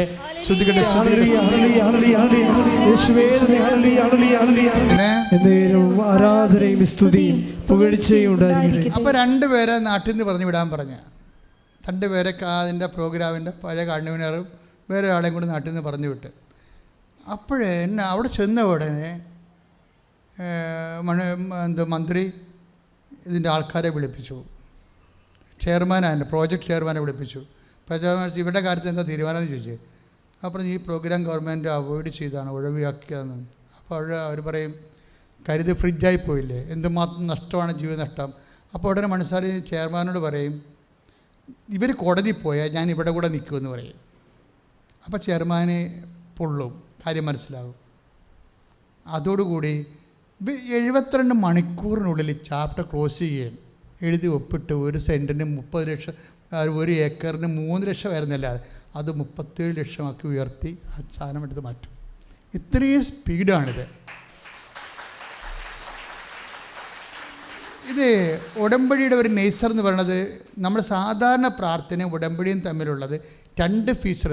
ഒന്ന് ഇതിൻ്റെ പ്രസൻസാണ്. ബൈ പ്രസൻസ് നമുക്ക് ആ ചേച്ചിക്ക് പ്രസൻസ് ഫീൽ ചെയ്തില്ലേ. അവരെ പണ്ട് ഒരു ഹൗസ് വൈഫാണെന്ന് അവർ പറഞ്ഞത് ശരിയാണ്. അവരെ കൊണ്ടാണ് ഈ പണി ചെയ്തിരിക്കുന്നത്. പക്ഷേ അതിനുശേഷം സംഭവിക്കുന്നത് മേജർ പ്രോജക്റ്റാണ്. ഇതിൻ്റെ ടൈം ഷോട്ട് വരണം കണ്ടില്ലേ, ടൈം ഷോട്ടാണ് ഉടമ്പടി 2ാമത്തെ ഒരു ഫീച്ചർ. വിതിൻ നോ ടൈം 17 കൊല്ലം ഡാഗ് ചെയ്ത് കിടന്ന സംഭവമാണ് 7 ദിവസത്തിനുള്ളിൽ ചാപ്റ്റർ ക്ലോസ് ആകുന്നത്. ഇത്രയും സ്പീഡാണ്. ഇത് ഒറ്റപ്പെട്ട സംഭവമല്ല, ഇത് തന്നെയാണ് ഉടമ്പടി മുഴുവനും. നിങ്ങൾ സാക്ഷ്യം നോക്കിയാൽ മനസ്സിലാവും. അതുകൊണ്ട് ഞാൻ അച്ഛന് നിങ്ങളോട് പറയാനുള്ളത്, ഇത് നമ്മൾ അത്ഭുതമെന്ന് പറയുന്ന പ്രാർത്ഥനയുടെ അപ്പുറത്തുള്ള സംഭവമാണിത്. എന്ന് വെച്ച് കഴിഞ്ഞാൽ ദൈവം തൻ്റെ വാക്കുകൾ കൃത്യമായിട്ട് പാലിക്കും. പക്ഷേ എനിക്കുള്ള ഒരു ഉത്കണ്ഠ എന്ന് പറയണത് എന്താണ്, ദൈവം പാലിക്കുമെന്ന് പറഞ്ഞതിൻ്റെ കാര്യം എന്നറിയാമോ? അതായത് ദൈവം ഉടമ്പടിയെക്കുറിച്ച് പറയുമ്പോൾ ദൈവം എപ്പോഴും പറയണത് ജാഗ്രതയാണ് ദൈവത്തിനുള്ളത്. ഈ ജാഗ്രത നമുക്കും ഉണ്ടാകണം. 2 കാര്യങ്ങൾ ഉടമ്പടിക്ക് ദൈവത്തിന് ഉടമ്പടിയെക്കുറിച്ചുള്ളത് ജാഗ്രതയാണ്. അതിന് ഈ പ്രവാചകന്മാരൊക്കെ വിടുന്നില്ലേ? പ്രവാചകന്മാരൊക്കെ വിടുമ്പോൾ ഇപ്പം ജെറമിയായോട് ദൈവം ചോദിക്കുമേ, ജെറമിയാക്കൊരു ദർശനം കിട്ടും. ജെറമിയായ്ക്ക് ഈ പ്രവാചകന്മാർക്കെല്ലാം കിട്ടുന്നത് കവനൻ്റൽ ആയിട്ടുള്ള ഒരു പെർസെപ്ഷനാണ് കിട്ടുന്നത്, അതിൻ്റെ വിഷനാണ് കിട്ടുന്നത്. അപ്പോൾ ജെറമിയ ഒരു ദർശനം കാണും. അപ്പോൾ ദൈവം ചോദിക്കുമേ, ജെറമിയ വാട്ട് യു സേ? അപ്പോൾ ജെറമിയ പറയും, ജാഗ്രതാ വൃക്ഷം, ഞാനൊരു ജാഗ്രതാ വൃക്ഷം കാണുന്നെന്ന് പറയും. ജാഗ്രതാ വൃക്ഷം. അപ്പോൾ ജെറമിയ 1:11 ഞാനൊരു ജാഗ്രതാ വൃക്ഷം കാണുന്നു. അപ്പോൾ ജാഗ്രതാ വൃക്ഷം എന്ന് പറഞ്ഞാൽ എന്താ? ബദാമാണ്. ബദാമിനാണ് ജാഗ്രതാ വൃക്ഷം എന്ന് പറയുന്നത്. കാര്യം ബദാമിനൊരു പ്രത്യേകത ഉണ്ട്. നമ്മൾ കഴിക്കുന്ന ബദാമില്ലേ, അതിനൊരു വലിയ മരമാണത്. 30 മീറ്റർ നീളമുള്ള ഉയരമുള്ളൊരു മരമാണത്. അപ്പോൾ ഇത് വസന്തം വരുന്നുമ്പ് ആദ്യം പൂക്കണ മരം ബദാമാണ്. അതാണ് അപ്പോൾ ജാഗ്രത, മുന്നറിയിപ്പാണ്. വസന്തം വരുന്നു എന്നുള്ളതിൻ്റെ മുന്നറിയിപ്പാണ്. ബദാം പൂക്കുമ്പോൾ നാട്ടുകാരെല്ലാം പറയും വസന്തം വരാൻ പോകുന്നു. അതാണ് ജാഗ്രത. അതിനാണ് ബൈബിളിൽ ജാഗ്രതാ വൃക്ഷം. അപ്പോൾ ജെറമിയായോട് ചോദിക്കാം, നീ എന്താ കാണുന്നത്? ഞാൻ ജാഗ്രതാ വൃക്ഷം കാണുന്നു. എന്നിട്ട് പറയും, അപ്പം ദൈവം പറയും, ഞാനും എൻ്റെ ജനത്തോട് അവരോട് ചെയ്ത ഉടമ്പടിയെക്കുറിച്ച് ജാഗ്രതയുണ്ടെന്ന്. മനസ്സിലായില്ലേ? പോയിൻ്റ് മനസ്സിലായില്ലേ? നിങ്ങൾ ദൈവത്തോടൊരു ഉടമ്പടി ചെയ്തു കഴിഞ്ഞാൽ ദൈവത്തിന് അതിൻ്റെ മേൽ ജാഗ്രതയുണ്ടാകും. അതിൻ്റെ അർത്ഥം എന്താണ്? നമ്മൾക്കും ജാഗ്രത ഉണ്ടാകണം. പ്രാർത്ഥിക്കുക, കർത്താവേ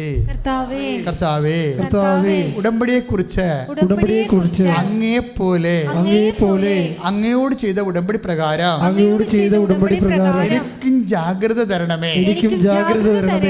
ശ്രുതികട്ടെ ഹല്ലേലൂയ ഹല്ലേലൂയ ഹല്ലേലൂയ ഹല്ലേലൂയ. യേശുവേ നന്ദി. Hallelujah hallelujah hallelujah. യേശുവേ പുകഴ്ചയുണ്ടായിരിക്കട്ടെ. ഇത് തന്നെ ഡെൻസിക്ക് സംഭവിക്കുന്നത്. ഈ ഉപ്പ് ഇട്ടതിന് ശേഷം പിന്നെ അവൾക്കൊരു ഐഡിയ കിട്ടും. എന്താ ഐഡിയ? കൃപാസന മാതാവിൻ്റെ ഫോട്ടോ കൊണ്ടുവന്ന് പാറയുടെ പുറത്ത് വെക്കുക, എന്നിട്ട് വിശ്വാസ പ്രമാണം ചെല്ലുക. അപ്പോൾ ഇതിങ്ങനെ കുഴക്കിടൊക്കെ കുഴിക്കുന്നുണ്ട്, ഒരു കഥയില്ല. എന്താ പറയുക, ഡിസ് പറഞ്ഞാൽ വെള്ളത്തിൻ്റെ സ്വരം കേൾക്കുന്നുണ്ട്. വെള്ളം എങ്ങോട്ട് പോകണമെന്ന് അറിയത്തില്ലത്. വെള്ളത്തിൻ്റെ സ്വരം കേൾക്കാം ഇങ്ങനെ ചെയ്ത് വെക്കുമ്പോഴേ. പക്ഷേ വെള്ളം എങ്ങോട്ട് പോകണമെന്ന്. അപ്പോൾ നാട്ടുകാരെന്ന് വെച്ചാൽ പറഞ്ഞേ, ഈ വെള്ളം ആ കുഴക്കിണർ കൂടെ താഴേക്ക് പോകണമെന്ന് ചോദിച്ചു. അപ്പോൾ ഇവർക്ക് കൺഫ്യൂഷനായി. വെള്ളവും കിട്ടത്തില്ല, കാശും കുറേ പോകണ്ടേ, കുറേ കാശ് പോകുന്നുണ്ട്. പക്ഷേ എങ്കിലും പരിശുദ്ധാത്മാവ് ഇവരുടെ ഉള്ളിൽ നിന്ന് പറയുന്നു, നമ്മൾ ഈ വിഷയത്തിൽ വിജയിക്കുമെന്ന്. ഇതാണ് പ്രസൻസ് എന്ന് പറയുന്നത്. മനസ്സിലായില്ലേ? പ്രസൻസ് എന്ന് വെച്ച് കഴിഞ്ഞാൽ ഞാൻ നിങ്ങളുടെ കൂടെ വരും. അപ്പം നിങ്ങൾക്ക് ചിലപ്പോൾ ബൈ പേഴ്സൺ പ്രസൻസ് കാണാൻ പറ്റത്തില്ല. ചിലക്ക് തണുപ്പ് അനുഭവിക്കുന്നു, ചിലക്ക് തണുപ്പാണ് അനുഭവിക്കുന്നത്. പക്ഷേ ചില ആൾക്കാർക്കും സ്മെല്ല് വരും. പക്ഷേ ചിലർക്ക് ഒന്നും വരത്തില്ല. ചിന്തയിൽ ഇങ്ങനെ ആന്തരിക ബോധ്യം കിട്ടിക്കൊണ്ടിരിക്കും. ഈ ആന്തരിക ബോധ്യം എന്ന് പറഞ്ഞു കഴിഞ്ഞാൽ ഒരു പ്രസൻസ് തന്നെയാണത്. അപ്പോൾ നിങ്ങൾക്ക് മനസ്സിലാകണം, നിങ്ങൾക്ക് ഒരു ആന്തരിക ധൈര്യം, ആത്മധൈര്യം. അപ്പം നിങ്ങൾ പറയും, ഇപ്പം എല്ലാവരും പോയാ തെറ്റാ ശരിയായി. പക്ഷേ ആന്തരിക ധൈര്യത്തിൽ പറയും, ഇല്ല ഇത് ശരിയാവും എന്ന് പറയാമെന്ന് വെച്ചാൽ, ഇപ്പം ചെറിയ ഡോക്ടർ പറയത്തില്ലേ, ഇത് കളയണം കേട്ടോ, ഇത് കളയണം ഈ കൊച്ചിനെ, ഇതിന് കണ്ണുമില്ല, ചെവിയില്ല, ഹൃദയമില്ല എന്നൊക്കെ പറയും. അപ്പോഴും ഈ ഗർഭിണിയായിട്ടുള്ള സ്ത്രീ 5-ാം മാസക്കാരത്തിയുടെ 3 സ്കാനിങ് കഴിഞ്ഞേ ഇത് ഇവിടെ പറയും, ഇല്ല ഡോക്ടറെ ഇത് കളയത്തില്ല, ഇത് അമ്മ തന്ന ഉടമ്പടി കുഞ്ഞാണ് എന്ന് പറയും. എന്താ കാര്യം? ഇത് ആന്തരിക ബോധ്യമാണ്. അവർക്ക് ആന്തരിക ബോധ്യം. ആ കൊച്ചിൻ്റെ ഹൃദയമില്ല അതിനെ. അവൾ 5 മാസം ഗർഭിണിയാണ്, 3 സ്കാനിങ് കഴിഞ്ഞ്. പക്ഷേ ഡോക്ടർ പറയും, ഇതെന്ത് മണ്ടത്തരെ കാണിക്കണത്, ഇത് ഓട്ടിസം ആയിരിക്കും ജനിച്ചു കഴിഞ്ഞാൽ. അപ്പോൾ ഇവിടെ പറയും, ഇല്ല ഡോക്ടറെ ഇത് അമ്മ തന്ന കുഞ്ഞാണ്, ഇനി അങ്ങനെയാണ് അമ്മ ഇഷ്ടമെങ്കിൽ ഞാനത് ഏറ്റെന്ന് പറയും. പക്ഷേ ഇവർക്ക് ആന്തരിക ബോധ്യം. ഈ ആന്തരിക ബോധ്യം എഴുതിവിട്ട പരീക്ഷയായാലും നീ ജയിക്കുമെന്ന് എനിക്കൊരു ബോധ്യം കിട്ടിയാൽ അത് പ്രസൻസാണ്. പറഞ്ഞ മനസ്സിലായില്ലേ? പ്രസൻസ് എന്ന് പറയുന്നത് എന്താണ്? സാന്നിധ്യം. ഉടമ്പടിയുടെ ഒരു ഓഫറിംഗ് ആണ്. ഓഫർ എന്ന് പറഞ്ഞാൽ ആൾക്കാർക്ക് മനസ്സിലാവുമല്ലോ. പ്രോമിസ് എന്ന് പറഞ്ഞാൽ ഇപ്പോൾ എല്ലാവരും ഓഫർ എന്നല്ലേ പറയണത്. അപ്പോൾ ഉടമ്പടിയുടെ ദൈവം തന്നൊരു ഓഫറാണ്, I will come with you. പക്ഷേ കം വിത്ത് യു എന്ന് വെച്ചാൽ ഞാൻ നിൻ്റെ കൂടെ വരും. പക്ഷേ നിൻ്റെ കൂടെ വരുന്നു എന്ന് പറയുമ്പോൾ ബൈ പേഴ്സൺ ഇങ്ങനെ ആളായ്മയായിട്ട് വരണമല്ല പറയുന്നത്. എന്താണ്? നിനക്ക് ആന്തരിക ബോധ്യം വരും. ആന്തരിക ബോധ്യം എന്ന് പറയുന്നത് എന്താണ്? കൊടുങ്കാറ്റിൽ കർത്താവ് ഏലിയയുടെ ദർശനം കണ്ടിട്ടില്ലേ? ആദ്യം കൊടുങ്കാറ്റ് വന്നു, പിന്നെ അഗ്നി വന്നു, അഗ്നി കഴിഞ്ഞിട്ട് അഗ്നിയിൽ കർത്താവില്ലാഞ്ഞു. പിന്നെ ഒരു മൃദുസ്വരം കേട്ടു. അപ്പോൾ എലിയോട് ചോദിച്ചു എലിയ വാട്ട് യു ആർ ഡൂയിങ്? ഞാൻ അങ്ങയെക്കുറിച്ചുള്ള തീഷ്ണതയെ ജ്വലിക്കുകയാണെന്ന് പറയും. അപ്പം മൃദുസ്വരത്തിലൂടെയാണ് ആ സാന്നിധ്യം വരണത്. വലിയ കാറ്റും കോളും ബഹളവുമായിട്ട് വരുന്നില്ല. അപ്പം ചില സമയത്ത് ആൾക്കാരെല്ലാം നമുക്കെതിരെ നിൽക്കുമ്പോഴും നമ്മൾ പറയും, ഇപ്പോൾ ഡോക്ടർ ഒരു കുട്ടിയുടെ കാര്യം പറഞ്ഞില്ലേ, നിങ്ങൾ 3 മാസം കൊണ്ട് എല്ലാവരെയും അറിയിക്കാം, 3 മാസം കൂടി ആൾ ജീവിച്ചിരിക്കത്തുള്ളൂ, ബന്ധുക്കളൊക്കെ അറിയിക്കാൻ പറഞ്ഞില്ലേ. പക്ഷേ ഇവരെന്താണ് ചെയ്യണത്? ഇവർ ഉടമ്പടി തൈലം കൊണ്ടുപോയി ആ വ്യക്തിക്ക് നെഞ്ചിലും വയറിലും തേക്കുകയാണ് ചെയ്യണത്. എന്താണ്? അവർക്ക് ഈ മൃദുസ്വരമുണ്ട് ഉള്ളിൽ നിന്ന്. അവർ കൊച്ചച്ഛനാ വിളിക്കണം. ആ സാക്ഷി നിങ്ങൾ കേട്ടില്ല, 65,000 പേരായി ഇപ്പോൾ കാണുന്നത്. അവരുടെ ഉള്ളിൽ പറയാണ്, ഇപ്പോൾ ഡോക്ടർ പറയുന്നു 3 മാസമേ സർവ് ജീവിച്ചിരിക്കത്തുള്ളൂ എന്ന് പറയുമ്പോഴും ഉള്ളിൽ നിന്ന് ആരോ പറയുന്നു. എലിയായോട് പറഞ്ഞ പോലെയാണ്. അഗ്നിക്ക് ശേഷം കൊടുങ്കാറ്റുണ്ടായി. കൊടുങ്കാറ്റിൽ കർത്താവില്ലായിരുന്നു. അതിനുശേഷം പെരുമഴ പെയ്തു. പെരുമഴയിലും കർത്താവില്ലായിരുന്നു. പിന്നീട് ഒരു മൃദുസ്വരം ഞാൻ കേട്ടു. എന്നോട് ചോദിച്ചു, എലിയ what you are you doing here? നീ എന്ത് ചെയ്യുന്നു? അപ്പോൾ ഞാൻ പറഞ്ഞു, ദൈവമായ കർത്താവേ, അങ്ങയെക്കുറിച്ചുള്ള തീഷ്ണതയാൽ ഞാൻ ജ്വലിക്കുകയാണെന്ന് പറഞ്ഞു. ഇതാണ് സംഭവം. ഈ തീഷ്ണതയാൽ ജ്വലിക്കണത് ദൈവത്തിന് അറിയാൻ പാടില്ലേ ഇവൻ തീഷ്ണതയാൽ ജ്വലിപ്പുള്ള ആളാണെന്ന്? പക്ഷേ എങ്കിലും അവൻ്റെ വായുന്നത് കേൾക്കാൻ ദൈവത്തിന് എന്നാ കൊതിയാണ്. ദൈവവേദലെ എന്നെ കേൾക്കുമ്പോൾ നീ ഇപ്പോൾ ദൈവത്തെയാണ് കേൾക്കണത്. എന്താ കാര്യം എന്ന് പറയും? ഞാൻ ദൈവമായത് കൊണ്ടല്ല, കർത്താവിൻ്റെ വചനം പറയുന്നത് കൊണ്ടാണ്. ദൈവവചനം നിങ്ങളുടെ അടുക്കിലേക്ക് വന്നു, അവർ ദേവന്മാരെന്ന് വിളിച്ചു എന്ന് പറയുമ്പോൾ നിങ്ങളും ദേവന്മാരാണെന്ന് ഈശോ പറഞ്ഞിട്ടുണ്ട്. എന്താ കാര്യം? ദൈവവചനം ആരെ കേൾക്കുന്നുവോ, ആരെ അക്സെപ്റ്റ് ചെയ്യുന്നുവോ അവർ ദൈവത്തിൻ്റെ സന്തതികളാണ്. കൈയിടിച്ച് കർത്താവിനെ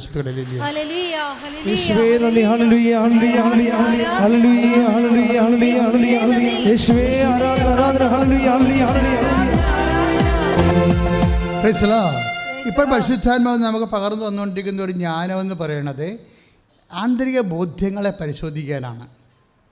മനസ്സിലായില്ലേ? ആന്തരിക ബോധ്യങ്ങൾ. ഇപ്പം നീ ഒരു വെഞ്ചറിൽ ഇടപെട്ടിരിക്കുകയാണ്, ഒരു പരീക്ഷ എഴുതിക്കൊണ്ടിരിക്കുകയാണ്. അപ്പോൾ നിൻ്റെ കൂട്ടുകാരെല്ലാം നേരത്തെ പരീക്ഷ എഴുതി രാജ്യപ്പെട്ടു പോയി, നീ മാത്രം ഒറ്റപ്പെട്ട് ഇവിടെ കിടക്കുകയാണ്. നീ ഇപ്പം നിൻ്റെ കല്യാണം, നിൻ്റെ ബന്ധുക്കളും നിൻ്റെ പ്രായക്കാരെല്ലാം കല്യാണം കഴിച്ചു പോയി ഓരോരോ വീട്ടിലുള്ള. നിൻ്റെ അമ്മ നിന്നെ കാണുമ്പോൾ മോന്തം കയറ്റിക്കണം, നീ അമ്മയെ കാണുമ്പോൾ മോന്തം കയറ്റിക്കണം, നിൻ്റെ കാര്യം കട്ടപ്പോവുകയാണ്. അപ്പോഴും ഉടമ്പടി എടുക്കുമ്പോൾ നിനക്ക് കർത്താവ് ആന്തരിക ബോധ്യം തരും. എന്താണ്? നിൻ്റെ ജീവിത പങ്കാളി എൻ്റെ കയ്യിലുണ്ട്. ആന്തരിക ബോധ്യമാണ്. എന്താ പ്രശ്നം വെച്ച് കഴിഞ്ഞാൽ എപ്പോഴും ഈശോ പറയുന്നൊരു കാര്യമുണ്ട്.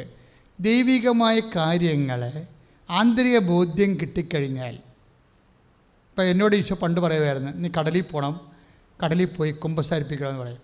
അപ്പം ഞാനിത് വല്ല അച്ഛമ്മയോട് പറഞ്ഞാൽ ഓർക്കും ഈ മനുഷ്യന് ഇപ്പം തന്നെ ഭ്രാന്താണെന്ന് വിചാരിക്കും. ഞാൻ ആരോടും പറഞ്ഞില്ല. ഞാൻ കടലിൽ പോയി, 10 കൊല്ലം പോയി. കടലിൽ ബോട്ടുകാരെ വള്ളക്കാരൊക്കെ ബോട്ട് കടലിൽ വിളിച്ചു കൂട്ടി. എന്നിട്ട് ഞാൻ ഈ കൊച്ചു വള്ളത്തിൽ ചെന്നിട്ട് ഈ ഏണി വെച്ച് വേറൊരു വലിയ വള്ളത്തിൽ കയറും, അല്ലെങ്കിൽ ബോട്ടിൽ കയറും. എന്നിട്ട് അവിടെ എല്ലാം ബോട്ടെല്ലാം വെഞ്ചരിച്ചിട്ട് ഞാൻ ചോദിക്കും, മാസങ്ങളായിട്ട് കുമ്പസാരിക്കാത്തവരുണ്ടോ എന്ന് ചോദിക്കും. അതിൽ അവരുണ്ടെന്ന് പറയുകയാണെങ്കിൽ 1-2 പേരെ അവിടെ വെച്ച് കുമ്പസാരിപ്പിക്കാം. ഞാൻ ആരോടും പറഞ്ഞില്ലല്ല. ഇത് പറഞ്ഞിരുന്നെങ്കിൽ അതായത് പാരമ്പര്യ മത്സ്യത്തൊഴിലാളികൾ പോലും സമ്മതിക്കത്തില്ല. കാര്യം എന്താ? കടൽ തെക്കൻ ഡിസംബർ മാസം എന്ന് പറയുമ്പോൾ പെട്ടെന്ന് കടൽ കൂടുന്ന സമയമാണ് തെക്കൻ കടലെന്ന് പറയും. ഈ സാധനം വന്നു കഴിഞ്ഞാൽ നമ്മളിട്ടുണ്ട് അമ്മാനം പാടും, ചിലപ്പോഴീ കയറണ കയറ്റത്തിൽ പടച്ചൽ താഴെ വീഴും. പക്ഷേ അത്രയും വിഷയമുണ്ടെങ്കിലും ഞാൻ ആരോടും പറഞ്ഞില്ല. ആന്തരിക ബോധ്യം കിട്ടിയാൽ പറയരുതെന്ന് ഈശോ പറഞ്ഞിട്ടുണ്ട്. പറഞ്ഞ മനസ്സിലായില്ലേ? ആന്തരിക ബോധ്യം. നീ അതിൽ ഉറച്ചു നിൽക്കണം. നീ ആന്തരിക ബോധ്യം കിട്ടാൻ ഇടനെഞ്ചിലൊന്ന് കൈവച്ചേ, നെറ്റിയിലും കൈവെക്കണം. കർത്താവായ ഈശോയെ, പുറപ്പാട് 33 14 പറയുന്ന പോലെ കർത്താവിന്റെ സാന്നിധ്യം ഉറപ്പുവരുത്തുന്ന ഉടമ്പടി ചെയ്തിരിക്കുന്ന ഞങ്ങൾക്ക് ജീവിത മണ്ഡലങ്ങളിലെ ദൈവത്തിന്റെ സാന്നിധ്യം ആന്തരിക ബോധ്യമായി വരുമ്പോഴ് അത് തിരിച്ചറിഞ്ഞ് അതിൽ ഉറച്ചു നിൽക്കുവാൻ ഞങ്ങൾക്ക് ജാഗ്രതയുടെ അഭിഷേകം നൽകണമേ. ഞങ്ങളുടെ ബുദ്ധിയെയും മനസ്സിനെയും പരിശുദ്ധാത്മാവിനാൽ അഭിഷേകം ചെയ്യണമേ. ദൈവത്തിന്റെ വചനങ്ങള് ദൈവത്തിന്റെ അടയാളങ്ങളെ ഗ്രഹിക്കുവാൻ ഞങ്ങളുടെ ഹൃദയങ്ങളെ അങ്ങ് അഭിഷേകം ചെയ്യണമേ. ശ്രദ്ധിക്കട്ടെ.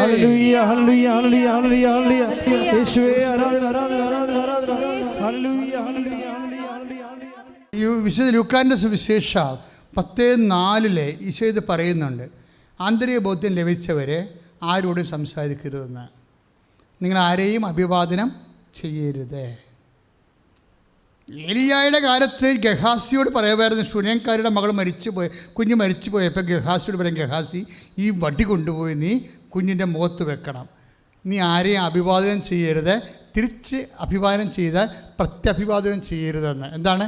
നിൻ്റെ ദൗത്യത്തിൽ നീ ഉറച്ചു നിൽക്കണം. ഇത് വല്ല വായു നോക്കികളോടൊക്കെ ഇതൊക്കെ പറഞ്ഞു കഴിഞ്ഞാൽ അവർ ഇതിനെ പിശാച് അവരിലൂടെ ഈ സാധനം വെട്ടിക്കളയും. അതാണ് വിഷയം. അതുകൊണ്ടാണ് നീ ഇത് ഷെയർ ചെയ്യുക. ആന്തരിക ബോധ്യം കിട്ടിയാൽ ഷെയർ ചെയ്യാൻ പാടില്ല. കാരണം ഡിൻസി ഷെയർ ചെയ്തില്ലല്ലോ, നാട്ടുകാരെല്ലാം പറഞ്ഞു എന്ത് മണ്ടത്തര കാണിക്കണേ. അപ്പോഴില്ല, വെള്ളത്തിൻ്റെ സ്വരം കേൾക്കുന്നുണ്ടെന്ന് പറയും. വെള്ളത്തിൻ്റെ സ്വരം മാതാവ് കേൾപ്പിക്കുന്നതാണ്. എന്താ കാര്യം? ഇതിൽ നിന്ന് അവളെ പിന്തിരിഞ്ഞ് പോകാതിരിക്കാൻ വേണ്ടി. വെള്ളം അവിടെ ഇല്ലയോ എന്നുള്ളതെന്നല്ല പ്രശ്നം. അമ്മ ഈ വിശ്വാസിക്ക് ഈ കാറ്റിൽ കർത്താവില്ലാഞ്ഞു, അഗ്നിയിൽ കർത്താവില്ലാഞ്ഞു എന്നൊക്കെ പറഞ്ഞിട്ട് ഈ സ്വരം കേൾപ്പിക്കുന്നുണ്ട് വെള്ളത്തിൻ്റെ. അപ്പോൾ അവരെന്നാ കൃപാസനം മാതാവിൻ്റെ രൂപം കൊണ്ടെന്ന് വെച്ചിട്ട് അവിടെ വിശ്വാസപ്രമാണം ചെല്ലും. വിശ്വാസപ്രമാണം ചെല്ലുക, മാതാവിൻ്റെ രൂപം വെച്ച് വിശ്വാസപ്രമാണം ചെല്ലി ആ സമയത്ത് തന്നെ ആ രൂപം വെച്ച പാറയുടെ അടിയിൽ നിന്ന് വെള്ളം പൊങ്ങി വരാൻ തുടങ്ങും.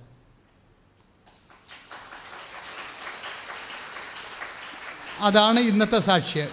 ഇന്നിടാൻ പോകുന്നുണ്ടത്. കേട്ടേക്കണം. ഈ ഉടമ്പടിയുടെ രീതി എന്ന് പറയണത് അതാണ് അച്ഛൻ പറഞ്ഞത്, നിങ്ങൾ വളരെ ശ്രദ്ധയോടും പേടിയോടും വളരെ പേടിച്ച ആവശ്യമില്ലാത്ത പേടി വേണ്ട. പട്ടിണിയെ പേടിക്കണ പോലെയും പാമ്പിനെ പേടിക്കണ പോലെ ദൈവത്തെ പേടിക്കരുത്. ദൈവത്തെ സ്നേഹം കൊണ്ടാണ് പേടിക്കേണ്ടത്. ദൈവം എൻ്റെ കഴിവിനേക്കാളും വിശുദ്ധിയേക്കാളും ഉപരി എന്നെ ദൈവം സ്നേഹിക്കുന്നല്ലോ. റവറൻഷ്യൽ ആൻഡ് ലവിങ് ഫിയറാണ് നമുക്ക് വേണ്ടത്. അല്ലാതെ ഒരു ക്ഷുദ്രജീവിനെ പേടിക്കണ പോലെ ദൈവത്തെ പേടിക്കരുത്. ദൈവത്തെ പേടിക്കണം, പക്ഷെ അത് റവറൻഷ്യൽ ആൻഡ് ലവിങ് ഫിയറാണ് വേണ്ടത്. എന്ന് പ്രാർത്ഥിച്ച കർത്താവേ, അങ്ങയുടെ ആദരവും ബഹുമാനവും അങ്ങയുടെ സാന്നിധ്യത്തിലെ എൻ്റെ അയോഗ്യതയോർത്തുള്ള പശ്ചാത്താപവും എല്ലാം കൊണ്ട് എന്നെ അഭിഷേകം ശ്രദ്ധിക്കട്ടെ.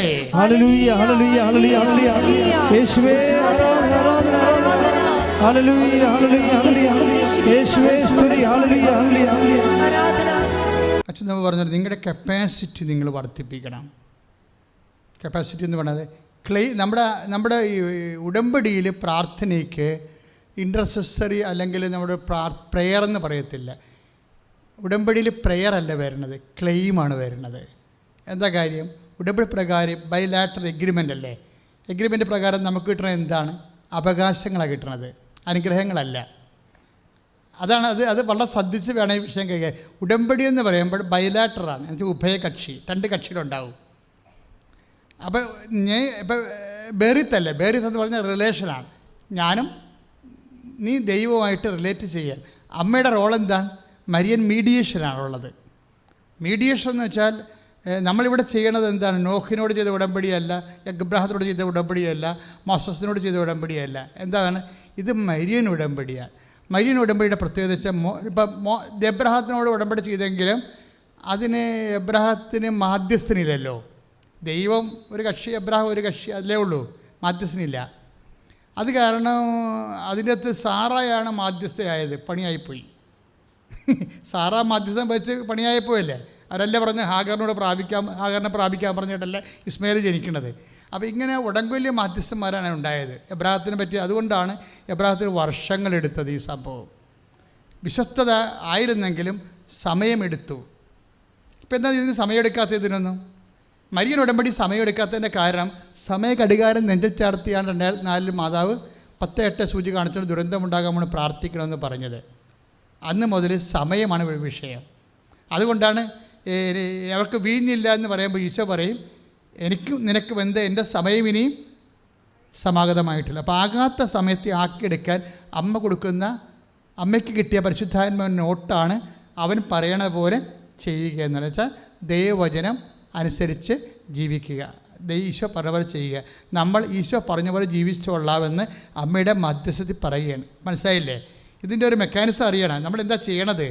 ഈശോ പറഞ്ഞ പോലെ, ഈശോ പറഞ്ഞ് ഞാൻ രോഗിയായിരുന്നു, നിങ്ങളെന്നെ സന്ദർശിച്ചു. അപ്പോഴും നമ്മളൊരു ഗവൺമെൻറ് ആശുപത്രിയിൽ പോകണം. ഗവൺമെൻറ് ആശുപത്രി രോഗികളുള്ളോ എന്ന് ചോദിച്ചു കഴിഞ്ഞാൽ നിങ്ങൾക്ക് ബന്ധം സ്വന്തം അല്ലാത്ത രോഗികൾ പിന്നെ എവിടെയാണ് ഉള്ളത്? എല്ലാവരും ഇപ്പോൾ മകളെ പ്രസവിക്കണമെങ്കിൽ മകളുടെ പ്രസവമാകുമ്പോൾ തന്നെ വീട്ടുകാരും കെട്ടിച്ച വീട്ടുകാരും കെട്ടിയ വീട്ടുകാരും അങ്ങനെ നമ്മുടെ ഇടിയല്ലേ. എന്താണ്? അവർക്ക് ഏറ്റവും ടോപ്പ് ആശുപത്രി കൊണ്ടുപോകണം. എന്താ കാര്യം? ഞങ്ങൾക്ക് ആൻറ്റിമാരാണ് പ്രസവം ഉണ്ടാക്കണത്. എവിടെ പ്രസവിക്കണമെന്ന് ആൻറ്റി തീരുമാനിക്കും. അമ്മയും പോയി അപ്പനും പോയി. എന്താ കാര്യം? അവർക്ക് വരണം, അവർക്കവിടെ ഇരിക്കണം. അവിടെ സ്റ്റാൻഡേർഡിന് പറ്റുന്ന രീതിയിൽ കൊണ്ട് നിന്നെ പ്രസവിപ്പിച്ചിട്ട് നിൻ്റെ കിഡ്നി അടിച്ച് മാറ്റി അതിൻ്റെ കാശും ബില്ലും ചേർത്ത് കൊടുത്താൽ നമ്മൾ ഈ വീട്ടിൽ പോരും. ഓരോരുത്തരും എന്താ നമ്മളവർക്ക് നമ്മുടെ നന്മയ്ക്ക് വേണ്ടിയാണല്ലോ ആൻറ്റി പറഞ്ഞത് നമ്മൾക്ക് വേണ്ടിയല്ല. അവർക്കവിടെ വന്നിട്ട് റെസ്റ്റിംഗ് റൂം വേണം, ആന വേണം, കൂന വേണം എന്നൊക്കെ പറഞ്ഞുകൊണ്ട് ആ കാശാര് കൊടുക്കുക? അവർ കൊടുക്കത്തില്ല, നമ്മൾ കൊടുക്കണം, അവർ കൊടുക്കണം. അപ്പോൾ ഇങ്ങനെ ഏതെങ്കിലുമൊക്കെ പൊസിഷനിലൊക്കെ ഉള്ള ആൾക്കാർ അല്ല ഇതിനകത്ത് ഉദ്ദേശിക്കണത്. ഇത് ഉദ്ദേശിക്കണ ഗവൺമെൻറ് ആശുപത്രിയിൽ നമ്മൾ ബന്ധം സ്വന്തം അല്ലാത്ത ആൾക്കാരെ നീ പോയി കാണണം. കണ്ടിട്ട് അവർക്ക് ഒരു പ്രാവശ്യം, മാസത്തിൽ ഒരു പ്രാവശ്യം നീ പോകണം. ഒരു പുതിയ ഭക്ഷണങ്ങളൊക്കെ വാങ്ങിച്ചു കൊടുക്കണം. കാര്യം ഒത്തിരി പേര് അവിടെ ബൈസ്റ്റാൻഡേഴ്സിന് പോലും ഭക്ഷണം ഇല്ലാത്ത ആൾക്കാർ ഞാൻ കണ്ടിട്ടുണ്ട്. കാര്യം എനിക്ക് ഗവൺമെൻറ് ആശുപത്രിയെ കുറിച്ച് പലപ്പോഴും ഇപ്പോൾ എനിക്ക് സമയമില്ലാത്തതുകൊണ്ട് പണ്ട് ഞാൻ എപ്പോഴും പോകുമായിരുന്നു മെഡിക്കൽ കോളേജിൽ. എനിക്ക് പോകണത് തന്നെ ഒരു ഇഷ്ടമായിരുന്നു. എൻ്റെ ഇടവകയിൽ ആരെങ്കിലും മെഡിക്കൽ കോളേജിൽ കിടക്കണമെന്ന് കഴിഞ്ഞാൽ അപ്പം പോകും കെട്ടിയെടുത്ത്. എന്തിനാണ്? അവരുടെ കൂടെ നമുക്ക് 10-30 പേരെ കാണാൻ പറ്റും. രോഗികളെയൊക്കെ കണ്ട് പ്രാർത്ഥിക്കാനും വിഷയം ചോദിക്കാനും. ചിലപ്പോൾ ഒരു പ്രാർത്ഥന മതിയായിരിക്കും അവർ പോരാ രക്ഷപ്പെടാൻ വേണ്ടി. അപ്പോൾ അതെന്താ പ്രശ്നം വെച്ചാൽ നീ അങ്ങനെ ഒരു മൈൻഡ് സെറ്റ്, ഒരു മിഷൻ മൈൻഡ് ഉണ്ടാകണം. കർത്താവിന് നിന്നെ വെയിറ്റ് ചെയ്ത് നോക്കുമ്പോഴേ നിന്നെക്കൊണ്ട് ദൈവത്തിന് എന്താണ് പ്രയോജനം? നീ 60 കൊല്ലം 30 കൊല്ലമൊക്കെ ജീവിച്ചിട്ടേ എന്താണ് കർത്താവിനൊരു പ്രയോജനം ഉണ്ടായത്? ഒരു പ്രയോജനമില്ല. അതാണ് പ്രശ്നം. ആ ഒരു ഗ്യാപ്പാണ് ഉടമ്പടി ഫില്ല് ചെയ്യാൻ പറയണത്. എന്ത് ചെയ്യും? അപ്പോൾ അങ്ങനെ ഫില്ല് ചെയ്യുമ്പോൾ എന്ത് സംഭവിക്കും? നിൻ്റെ കപ്പാസിറ്റി വർദ്ധിക്കും.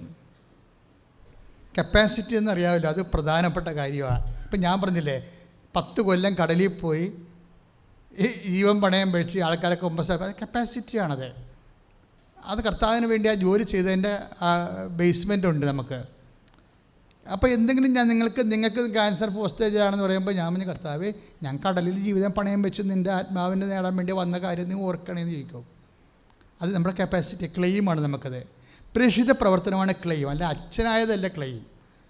നമ്മൾ ചെയ്ത പ്രേക്ഷിത പ്രവർത്തനങ്ങളുണ്ട്, കർത്താവിൻ്റെ ആൾക്കാർക്ക് കൊടുക്കാൻ വേണ്ടി ചെയ്തിട്ടുള്ള കാര്യങ്ങളുണ്ട്. അതാണ് ക്ലെയിം എന്ന് പറയും. ഇതുപോലെ നിങ്ങൾക്ക് ഉടമ്പടി ക്ലെയിമുണ്ട്. എന്താണ്? നിങ്ങളോട് ഞാൻ പറഞ്ഞിട്ടുണ്ട്, പത്രം കൊണ്ടേ കൊടുക്കണം. നിങ്ങൾ തന്നെ ആരെ ഏൽപ്പിക്കരുത്, നിങ്ങൾ തന്നെ കൊടുക്കണം. എന്തിനാണ്? ഈശ്വരനെ അറിയാത്തവരെ അറിയാൻ നിങ്ങൾ പ്രാർത്ഥിച്ച് കൊടുക്കണം. വെറുതെ കൊടുത്താൽ പോരാ.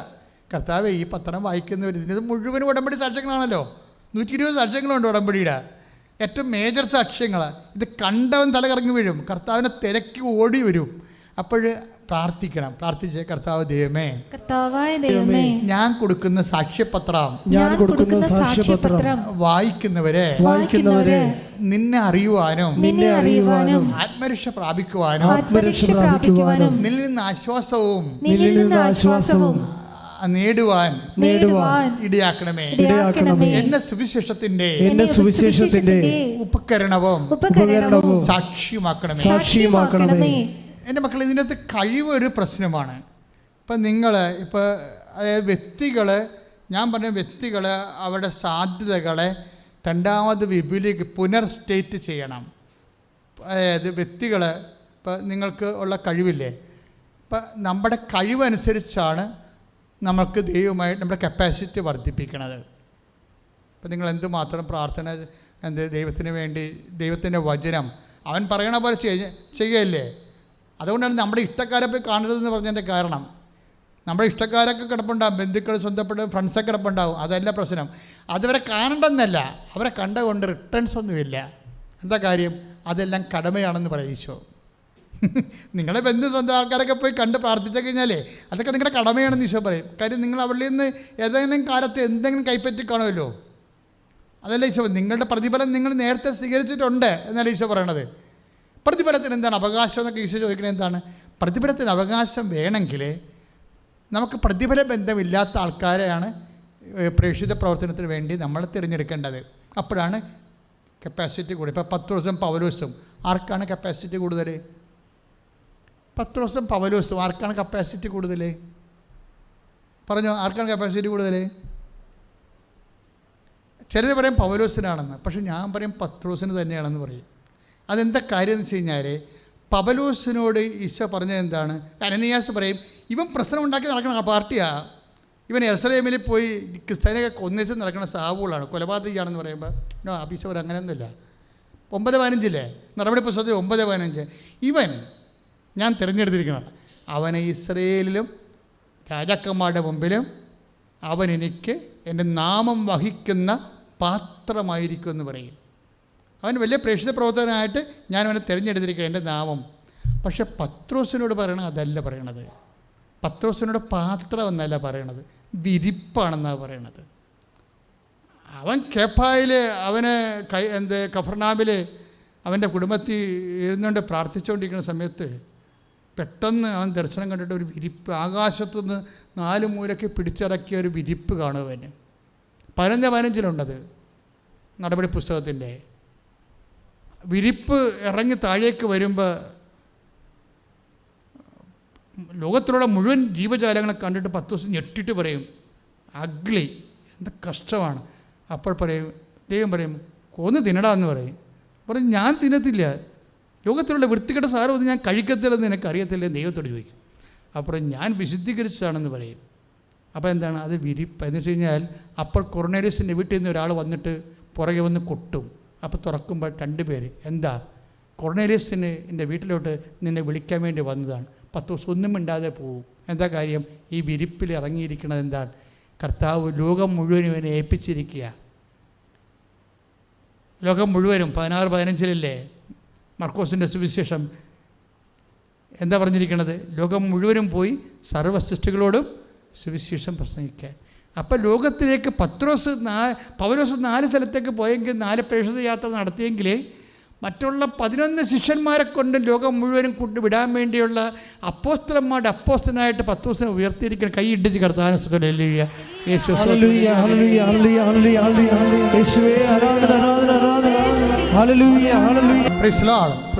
അപ്പം നടപടി 10:11 ആണ് ഈ വിരിപ്പെന്ന് പറയുന്നത്. ഞാൻ ഇത് ഇപ്പം പറയാൻ കാര്യം എന്നറിയാം, ഇത് എനിക്ക് വെളുപ്പിനെ പ്രാർത്ഥിക്കുമ്പോൾ ഈശോ തന്നൊരു നോട്ടാണ്, അതിപ്പോൾ നിങ്ങൾക്ക് പകർന്നു തരേണ്ടത്. ഇതെല്ലാം ഫ്രഷ് ആയിട്ടുള്ള സാധനമാണ്. ഇതിന്ന് രാവിലെ വെളുപ്പിനെ ഈശോ 3:30 4 മണിക്കോ സംസാരിച്ച വിഷയമാണ്. എന്തായി തരണം വെച്ച് കഴിഞ്ഞാൽ, നിങ്ങൾ ഇതുപോലെ പത്രോസാണ് പൗലോസാണെന്ന് പറഞ്ഞാലും കപ്പാസിറ്റിയിൽ വ്യത്യാസമുണ്ട്. നിങ്ങൾ നിങ്ങളുടെ കപ്പാസിറ്റി വർദ്ധിപ്പിക്കണം. അപ്പോൾ ക്ലെയിം താനേ ഉണ്ടാവും. നിങ്ങൾക്കിപ്പോൾ കോൺഫിഡൻസ് ഇല്ലല്ലോ. കോൺഫിഡൻസ് എന്ന് പറയുന്നത് നമ്മുടെ ക്ലെയിമാണ്. അതിൻ്റെ ബേസ്മെൻറ്റ് നമ്മുടെ കപ്പാസിറ്റിയാണ്. നിങ്ങൾ പ്രേക്ഷിത പ്രവർത്തനത്തിലൂടെ മാത്രമേ കപ്പാസിറ്റി വർദ്ധിപ്പിക്കാൻ പറ്റത്തുള്ളൂ. വിശ്വസ്തത കഴിഞ്ഞാൽ പിന്നെ അതെല്ലാം പ്രകടിപ്പിക്കണതിലൂടെയാണ്, പ്രവൃത്തിയിലൂടെയാണ് പ്രവർത്തിക്കുന്നത്. മനസ്സിലായില്ലേ? പ്രവൃത്തി എന്ന് പറയുന്നത് ആത്മാവിൻ്റെ വീണ്ടെടുപ്പ് പ്രവർത്തനമാണ്, എന്തെങ്കിലും പ്രവർത്തനമല്ല. പഞ്ചായത്ത് പാലം ഒടിഞ്ഞു കിടക്കുകയാണെങ്കിൽ സ്വാഭാവികമായിട്ട് ആൾക്കാർക്ക് പോകാൻ പറ്റുകയില്ലെങ്കിൽ ആ പാലം നിനക്ക് നേരെ നന്നാക്കി ഇടാം. പക്ഷേ ഒരു പ്രശ്നമുണ്ട്, എന്താണ്? നാമം വഹിക്കണം. അടുത്ത പ്രാവശ്യം ഇലക്ഷന് വേണ്ടി നിൽക്കാൻ വേണ്ടിയായിരിക്കും, അപ്പം നിൻ്റെ നാമം മാത്രമായിരിക്കും അത്. എൻ്റെ നാമം വഹിക്കുന്ന പാത്രമായിട്ട് അവൻ ഉയർത്തുമെന്ന് പറഞ്ഞു കഴിഞ്ഞാൽ ഒരു പ്രേക്ഷിതൻ 9:15 നടപടി പുസ്തകത്തിൽ വഹിക്കേണ്ട നാമം യേശു ക്രിസ്തുവിൻ്റെ നാമമാണ്. അവൻ്റെ നാമത്തിൻ്റെ മഹത്വത്തിന് വേണ്ടിയാണ് നീ അഭിഷേകം ചെയ്തിരിക്കുന്നത്. അതിന് നമുക്ക് സ്വാഭാവികമായിട്ട് തോന്നാൻ സാധ്യതയുള്ളത് ക്ഷയമാണ്. ഇപ്പോൾ MD ഡോക്ടറാണ് നീ, അല്ലെങ്കിൽ നീ ഒരു ഓഫീസിൻ്റെ മെയിൻ ആളാണ് എന്നൊക്കെ പറഞ്ഞില്ലേ, ഇതിലൊക്കെ. പക്ഷേ പ്രേക്ഷിത പ്രവർത്തനത്തിന് മുമ്പിൽ നീ എന്തുമാത്രം ഉന്നതനുള്ള വ്യക്തിയാണെങ്കിൽ, നീ കർത്താവിന് വേണ്ടി നീ നിന്നെ തന്നെ സമർപ്പിച്ച് കഴിയുമ്പോൾ നിൻ്റെ ഔന്നത്യം പിന്നെയും വർദ്ധിക്കുകയുള്ളൂ, കുറയത്തില്ല. അതാണ് ഈശോ പറയുന്നത്, മനുഷ്യരുടെ മുമ്പിൽ എന്നെ ഏറ്റു പറയുന്നവനെ പറഞ്ഞേ, എന്റെ സ്വർഗസ്ഥനായ പിതാവിന്റെ മുമ്പിൽ ഞാനും ഏറ്റുപറയും. അപ്പൊ എന്തൊരു ഉയർച്ചയാ വരണത്? എല്ലായിടത്തും തന്നെ ഏറ്റുപറയോ. നിനക്ക് ഒരു പ്രൊമോഷൻ തായോ എന്നും പറഞ്ഞു നീ ആരുടെടുത്തും കൈ നീട്ടി ഇങ്ങനെ തെണ്ടി തിരിഞ്ഞ് നടക്കേണ്ട കാര്യമില്ല. നിൻ്റെ പ്രൊമോഷൻ നിൻ്റെ കൈ കൊണ്ടും തരൂ. കഴിഞ്ഞ ദിവസത്തെ സാക്ഷ്യം കണ്ടില്ലേ, ആ ചേച്ചിക്ക് പ്രൊമോഷൻ 60 കിലോമീറ്റർ അകലെയാണ്. അപ്പോൾ അവൾ പറഞ്ഞു ഞാൻ പോകത്തില്ല. എന്താ, ഞാൻ ഉടമ്പടി ചെയ്തിട്ടുണ്ടെന്ന്. എന്താ കാര്യം, അവിടെ അമ്മ രോഗിയായിട്ട് വീട്ടിൽ കിടക്കണേ. അവർക്ക് പണ്ട് ഭർത്താവ് രോഗിയായിരുന്നു. അപ്പോൾ അതുകൊണ്ട് ഭർത്താവിൻ്റെ പേരിൽ ഒരു ലീനിയൻ്റ് കാണിച്ചു. എന്നിട്ട് ഗവൺമെൻറ് ഓഫീസർമാർ പോകരുതെന്നല്ല എൻ്റെ അച്ഛൻ പറഞ്ഞതിൻ്റെ കാര്യം. ഇവർക്ക് പോകാൻ പറ്റത്തില്ല, ഭർത്താവ് രോഗിയാണ്, അമ്മയും രോഗിയാണ്.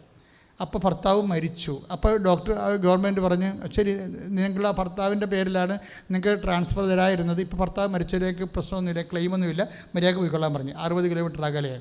അപ്പോൾ അവൾ ഒന്നും പറഞ്ഞില്ല. അമ്മയോട് പറഞ്ഞു, അമ്മേ 60 കിലോമീറ്റർ എങ്ങനെ പോകും, എൻ്റെ അമ്മ കിടക്കണ അവസ്ഥ കണ്ടില്ലേ എന്ന് പറയും. അപ്പോൾ ആന്തരിക ബോധ്യം കൊടുത്തു, നീ പോകത്തില്ലെന്ന് പറഞ്ഞ്. എന്നിട്ട് റിലീവിംഗ് ഓർഡർ സെൻഡ് ഓഫ് കൊടുത്തു അവർക്ക് അവിടുന്ന് പോകാൻ വേണ്ടി. അടുത്ത ഓഫീസിൽ ചെന്ന് 60 കിലോമീറ്റർ അകലെയുള്ള ഓഫീസിൽ ചെന്നപ്പോൾ അവർ പറഞ്ഞ്, മാഡം നിങ്ങളുടെ നിങ്ങൾ ചാർജിൻ്റെ ഷീറ്റാണിത്, ഇത് നിങ്ങൾ കൈ ഏറ്റ് കഴിഞ്ഞാൽ നിങ്ങൾക്ക് ഇവിടെ ഇരിക്കേണ്ടി വരും. പക്ഷേ രാത്രി ഒരു ഓർഡർ ഉണ്ടായിട്ടുണ്ട്, എന്നുവെച്ചാൽ നിങ്ങൾക്ക് നിങ്ങളുടെ സ്ഥലത്ത് തന്നെ പോയി പ്രൊമോഷനായിട്ട് രാത്രി കൊണ്ട് ഓർഡർ ചെയ്യും. അതായത് എന്നിട്ട് അവർ സത്യം പറഞ്ഞ്, നിങ്ങളിത് കൈപ്പറ്റിക്കഴിഞ്ഞാൽ നിങ്ങൾ പിന്നെ ഒന്നും ചെയ്യാൻ പറ്റത്തില്ല, ഇവിടെ ഇൻസ്റ്റൻ്റായി പോകും, ഇത് കൈപ്പറ്റരുത്. നിങ്ങൾ ഓർഡർ കൊടുക്കുന്ന ഓഫീസർ തന്നെ പറയുകയാണ്, മാഡം ഇത് കൈപ്പറ്റരുതെന്ന് പറയും. എന്താ കാര്യം, ഇങ്ങനെ ഒരു പ്രൊവിഷൻ രാത്രി ഉണ്ടായിട്ടുണ്ട്. അതുകൊണ്ട് നിങ്ങളത് വെച്ച് സെക്രട്ടേറിയറ്റുമായിട്ട് ബന്ധപ്പെട്ട് കഴിഞ്ഞാൽ നിങ്ങൾക്ക് നിങ്ങളുടെ സ്ഥലത്ത് തന്നെ പോകാം. എന്താണ്, ഉടമ്പടി ചെയ്തിരിക്കുകയാണ്. അമ്മ ഒരു തീരുമാനം എടുത്തു കഴിഞ്ഞാൽ ആ തീരുമാനത്തിൻ്റെ മുകളിലേ സത്യസന്ധമായിരിക്കും. അല്ല നിങ്ങൾക്ക് വേഷം കെട്ട് കാണിക്കാൻ വേണ്ടി മറ്റുള്ളവരെ പറ്റിക്കാനും സർക്കാരിനെ പറ്റിക്കാനും അല്ല, മറിച്ച് സത്യസന്ധമാണ് നിങ്ങളുടെ ആവശ്യമെന്നുണ്ടെങ്കിൽ അമ്മ അത് ഓണർ ചെയ്യും. പക്ഷേ ഓർഡർ ചെയ്യുമ്പോൾ ഇതുപോലെ കപ്പാസിറ്റി വർദ്ധിപ്പിച്ചിരിക്കണം. നിങ്ങൾക്കൊരു ക്ലെയിം വേണ്ടേ? ചുമ്മാ ഉടമ്പടി കൊണ്ടുവന്നിട്ട് ഇപ്പോൾ വികാസ് പുനാൻ്റെ പെട്ടി കൊണ്ടുവന്ന് അപേക്ഷ കൊണ്ടുവന്നിട്ട് ഡംപ് ചെയ്യണ പോലെ പോയിട്ട് തോന്നിവാസം ജീവിച്ചാൽ പറ്റുക. നിങ്ങളുടെ ക്ലെയിം വർദ്ധിക്കണം. എന്താ പ്രശ്നം വെച്ച് കഴിഞ്ഞാൽ ഇതിനെല്ലാം യേശുനാമത്തെ നിങ്ങൾ വഹിക്കണം. അതാണ് എൻ്റെ നാമം വഹിക്കണമെന്ന് പറഞ്ഞതിൻ്റെ കാര്യം. അതാണ് ഒരു പ്രേക്ഷിതൻ, ഒരു കപ്പാസിറ്റി വർദ്ധിക്കുന്ന വ്യക്തി 9:15 നടപടി പുസ്തകം അനുസരിച്ചുകൊണ്ട് യേശുക്രിസ്തുവിൻ്റെ നാമം വഹിക്കണം. അവൻ്റെ നാമം വഹിക്കുക എന്ന് വെച്ച് കഴിഞ്ഞാൽ അവൻ്റെ വചനം കേൾക്കുക, അത് ജീവിക്കുക, അവന് വേണ്ടി സാക്ഷ്യം വഹിക്കുക. അത് ആര് ജാതിയും മതവും ഒന്നും നോക്കാതെയാണ് കർത്താവിന് നാമം വഹിക്കേണ്ടത്. എന്താ കാര്യം, രോഗിക്ക് വല്ല മതമുണ്ടോ? ദാരിദ്ര്യം പിടിച്ച് വിഷമിച്ച് നടക്കുന്ന ആൾക്കാർക്ക് വല്ല ജാതിയുണ്ട്? എല്ലാം ആവശ്യക്കാർ മാത്രമേ ഉള്ളൂ. ആരാണ് നിത്യജീവൻ പ്രാപിക്കേണ്ടതിന് ആരാണ് ഞാൻ എന്ത് ചോദിച്ചപ്പോൾ ആവശ്യക്കാരൻ ആരാണെന്നാണ് ഈശോ ചോദിച്ചത്. നിൻ്റെ മുമ്പിൽ കാണുന്ന ആവശ്യക്കാരൻ ആരാണ്? കാരണം കേരളത്തിൻ്റെ പുതിയ പശ്ചാത്തലത്തിൽ ആവശ്യക്കാരനല്ലല്ല, ഉടനെ ജാതി ചോദിക്കും, ഉടനെ മതം ചോദിക്കും. കർത്താവ് പറഞ്ഞു ജാതിയും മതവും എന്നല്ല ചോദിക്കേണ്ടത്, അവൻ്റെ ആവശ്യം. അതുകൊണ്ടാണ് ഞാൻ നിങ്ങളോട് പറയണത് പലപ്പോഴും, എന്താ നിങ്ങളുടെ വിഷയം എന്താണെന്ന് നോക്കത്തുള്ളൂ, വ്യക്തി ആരാണ് ഞങ്ങൾ നോക്കത്തില്ല. നിങ്ങളുടെ വിഷയം ഡ്രാസ്റ്റിക്കാണ്, നിങ്ങൾക്ക് സർവ് ചെയ്യാൻ പറ്റത്തില്ല, വിതിൻ നോ ടൈം ആണെങ്കിൽ എമർജൻസി ആയിട്ട് വിളിപ്പിച്ചിട്ട് നിങ്ങളെ ബസ് ചെയ്തിരിക്കും. ഉടമ്പടി പുതുക്കി എടുത്താൽ മാത്രം മതി, പുതുക്കണ പോലും ഇല്ല, അപ്പം തന്നെ വിളിപ്പിക്കും. പക്ഷേ രേഖ അവിടെ കാണിക്കണമെന്നേ ഉള്ളൂ. ഞാൻ പറഞ്ഞു വരുന്നത് വേറെ ഒരു വചനം കണ്ടില്ല, അതുകൊണ്ട് നമ്മൾ അവസാനിപ്പിക്കുന്നത് സുവിശേഷം. അതായത് 9:26 അതായത് ഒരുവൻ എന്നെക്കുറിച്ചോ പറഞ്ഞേ, എന്റെ വചനങ്ങളെക്കുറിച്ചോ ലജ്ജിച്ചാൽ അവനെക്കുറിച്ച് മനുഷ്യപുത്രനും എന്റെ പിതാവിന്റെയും വിശുദ്ധ ദൂതന്മാരുടെയും മഹത്വത്തിൽ വരുമ്പോൾ ലജ്ജിക്കും. ഇത് ലുക്കായുടെ സുവിശേഷം 9:26. അതായത് മത്തായി 10:36 നമ്മൾ ആദ്യം വായിച്ചതല്ലേ. 32 എന്താണ്, മനുഷ്യരുടെ മുമ്പിൽ എന്നെ ഏറ്റു പറയുന്നവനെ എൻ്റെ സ്വർഗ്ഗസ്ഥനായ പിതാവിൻ്റെ മുമ്പിൽ ഞാൻ ഏറ്റു പറയും. അതിൻ്റെ റിവേഴ്സ് വചനമുണ്ട്. എന്താണ്, എന്നെക്കുറിച്ച് ലജ്ജിച്ചാൽ ഞാനും ലജ്ജിക്കും. ഇപ്പം കപ്പാസിറ്റി ബ്രോട്ട് അതായത് നിങ്ങൾ വർദ്ധിപ്പിക്കുന്നതിൻ്റെ ഉദ്ദേശം എന്ന് പറയുന്നത് കർത്താവിന് നാം വഹിച്ച് പ്രേക്ഷിത പ്രവർത്തനങ്ങൾ ചെയ്യണം. അതിനാണ് ഇപ്പോഴ് വസ്ത്രമില്ലാത്തവരെ ഇന്നും ഉണ്ടോ നിങ്ങൾ ചോദിക്കും. വസ്ത്രം കൂടിയ ആൾക്കാർ ഇന്ന് ഒത്തിരി ഉണ്ട്, പക്ഷേ വസ്ത്രമില്ലാത്തവരുണ്ട്. നിങ്ങൾക്കതൊരു ജോലിയായിട്ട് എടുക്കണം, അത് തിരക്കിപ്പോണം. എന്താ വെച്ചാൽ ഇപ്പം ചിലരൊക്കെ വസ്ത്രം കൊണ്ട് ഇവിടെ തരും. അതെന്താ കാര്യം വെച്ച് കഴിഞ്ഞാൽ അവർ കൊടുത്തിട്ട് പിന്നെ അവർക്ക് ആളെ കാണുന്നില്ല എന്നുണ്ടെങ്കിൽ ഞങ്ങളിവിടെ ഒരു മിഷൻ ഗ്രൂപ്പ് ഉണ്ടാക്കി, ചാരിറ്റി ഉടമ്പടി ചാരിറ്റി മിഷൻ, ഒരു ആംബുലൻസ് എടുത്തിട്ട് വീടുകളിൽ പോലും കയറി ഇറങ്ങി പാവപ്പെട്ടവർ താമസിക്കുന്ന സ്ഥലങ്ങളിൽ പോയിട്ട് ആ കുടുംബങ്ങളിലൊക്കെ ചുറ്റുവടക്കം നോക്കിയെടുത്തിട്ട് അവിടെ ചിലപ്പോൾ മരുന്ന് വാങ്ങിച്ചു കൊടുക്കും, ചിലപ്പോൾ പൈസ കൊടുക്കും, അല്ലെങ്കിൽ അവർക്ക് വസ്ത്രം കൊടുക്കും. അപ്പം അങ്ങനെ ഒരു ശുശ്രൂഷ നിങ്ങൾക്കൊക്കെ ശുശ്രൂഷയിൽ ചേരാൻ കേട്ടോ. ഉടമ്പടി എടുക്കുമ്പോഴേ നിങ്ങൾക്കും കൃപാസന അമ്മയുടെ കൂടെ ഉടമ്പടി ചേർന്നിട്ടേ ഉടമ്പടിയുടെ ആ പ്രേക്ഷിത പ്രവർത്തനത്തിൽ പങ്കെടുത്തിട്ട് നിങ്ങളും പറഞ്ഞു കർത്താവ് 6 മാസം ഞങ്ങൾ ശുശ്രൂഷ ചെയ്തോളാം, ഇവിടെ വന്ന് നിന്ന് താമസിച്ച് ചെയ്യണം. എന്ത് ജോലി വേണം ചെയ്യാൻ മനസ്സുണ്ടാകണമെന്നേ ഉള്ളൂ. പ്രേക്ഷിതൻ്റെ ജോലി എന്ന് പറഞ്ഞാൽ അതാ. ഈശോയുടെ കൂടെ എന്തെല്ലാം ജോലി ഉണ്ടായിരുന്നു. വിറക് വെട്ടിയ ആൾക്കാരുണ്ടായിരുന്നു, കല്ല് മാറ്റി കൊടുത്ത ആൾക്കാരുണ്ടായിരുന്നു, ഇല്ലേ? സഖ്യപുസ്തകം മരത്തിൽ നിന്ന് പിടിച്ചിറക്കിയ ആൾക്കാരുണ്ടായിരുന്നു. അയാൾ തനത് ഇറങ്ങിയെന്നാണ് വിചാരിക്കണത്.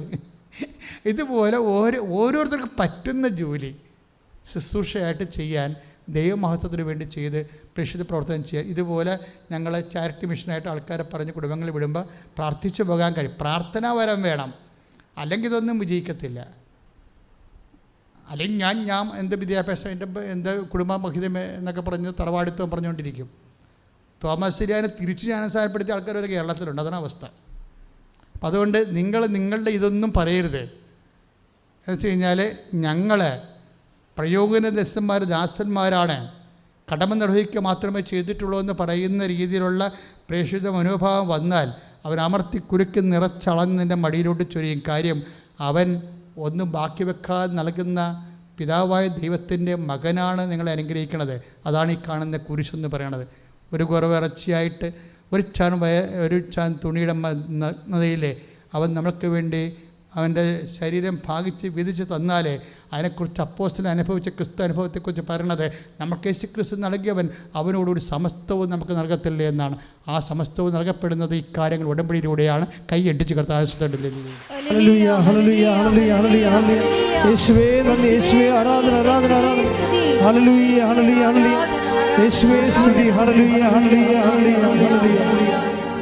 സമാപന ആശീർവാദമാണ് മക്കളെ. ഈ സമയം ഒരു സീരിയസ് ടൈമാണ് കേട്ടോ. നിങ്ങൾ മൗനമായിട്ട് പ്രാർത്ഥിക്കേണ്ടതാണ്. ആശീർവാദം കർത്താവ് ആശീർവദിക്കുന്ന സമയമാണ്. ഇതുകൊണ്ട് കുറേ സാക്ഷ്യം ഉണ്ടാവും. അതുകൊണ്ട് നിങ്ങൾ കണ്ണീരോടെ പ്രാർത്ഥിക്കുക. എന്ത് വിഷയമാണ് നിങ്ങൾ ഉടമ്പടി ചെയ്തിരിക്കുന്നത്, അങ്ങനെ ചെയ്യാൻ പോകുന്നത്? അമ്മ മാതാവ് ഈ സമയത്ത് ജീവനോടെ പ്രത്യക്ഷപ്പെട്ട സ്ഥലത്ത് അമ്മ നിങ്ങൾക്ക് വേണ്ടി മധ്യസ്ഥം വഹിക്കുന്ന സമയമാണ്. അമ്മയോട് പറയാം, അമ്മേ ഈ വിഷയത്തിൻ്റെ മേലെ എനിക്ക് സാക്ഷ്യം പറയാനോട്ടിനെ സാധിക്കണേ, എനിക്ക് വേണ്ടി മധ്യസ്ഥം വഹിക്കണേ എന്ന് മൗനമായി പ്രാർത്ഥിച്ചുകൊണ്ടിരിക്കുക. രോഗികളാണെങ്കിൽ എവിടെയാണ് രോഗം അവിടെ കൈവച്ചുകൊണ്ട് വിശ്വാസ പ്രമാണം ചൊല്ലിക്കൊണ്ടിരിക്കണം. രോഗികളാണെങ്കിൽ എവിടെയാണ് രോഗം, പിസ്റ്റുല ഉള്ളവർ അടിവയറ്റ് കൈവെക്കണം, കിഡ്നി രോഗമുള്ളവർ നടുവിൽ കൈവെക്കണം, കരളിന് രോഗമുള്ളവർ ബ്രസ്റ്റിന് താഴെ കൈവെക്കണം, അല്ലെങ്കിൽ നെഞ്ചിന് താഴെ കൈവെക്കണം, ഹാർട്ട് രോഗികൾ ഇടതുവശത്ത് കൈവെക്കണം, പ്രോസ്റ്റേറ്റ് രോഗികളും തൈറോയ്ഡ് രോഗികളും തൊണ്ടയിൽ കൈവെക്കണം, പ്രഷർ രോഗികൾ തലയിൽ കൈവെക്കണം, ഇങ്ങനെ അല്ലെങ്കിൽ നെഞ്ചിൽ കൈവെക്കണം. ഇങ്ങനെ എവിടെയാണ് രോഗമുള്ളത് അവിടെ കൈവച്ചുകൊണ്ട് വിശ്വാസ പ്രമാണം ചൊല്ലിക്കൊണ്ടിരിക്കണം. അച്ഛൻ്റെ ആശീർവാദ സമയത്ത് കർത്താവ് സൗഖ്യപ്പെടുത്തും, ഞാൻ കർത്താവിന് സാക്ഷിയാകുമെന്നുള്ളിൽ പറഞ്ഞുകൊണ്ടേയിരിക്കണം.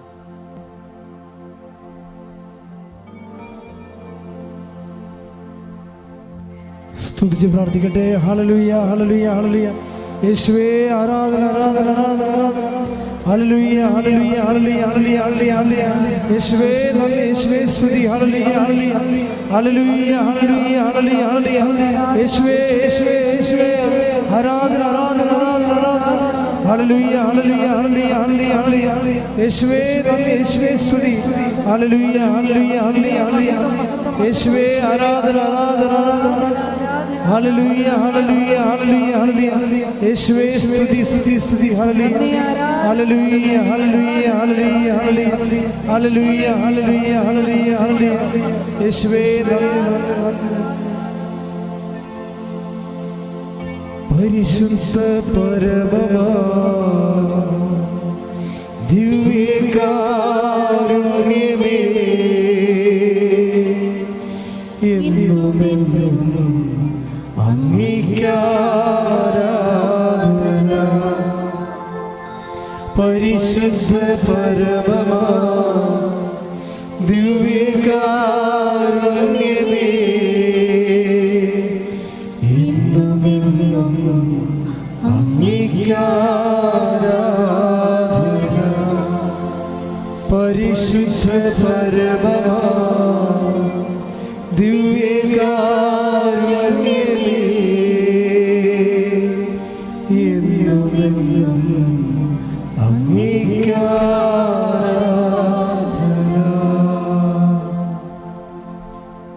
സംബന്ധിച്ച് പരിശുദ്ധ പരമ ദിവ്യകാരുണ്യത്തിന് നേരവും ആരാധനയും സ്തുതിയും പുകഴ്ചയും ഉണ്ടായിരിക്കട്ടെ. നിത്യസ്തുതിക്ക് യോഗ്യനായ പരിശുദ്ധ പരമ ദിവ്യകാരുണ്യത്തിന് നേരവും ആരാധനയും സ്തുതിയും പുകഴ്ചയും ഉണ്ടായിരിക്കട്ടെ. എന്നും നമ്മെ സ്നേഹിക്കുകയും പരിപാലിക്കുകയും ചെയ്യുന്ന പരിശുദ്ധ പരമ ദിവ്യകാരുണ്യത്തിന് നേരവും ആരാധനയും സ്തുതിയും പുകഴ്ചയും ഉണ്ടായിരിക്കട്ടെ. ആവേ ആവേ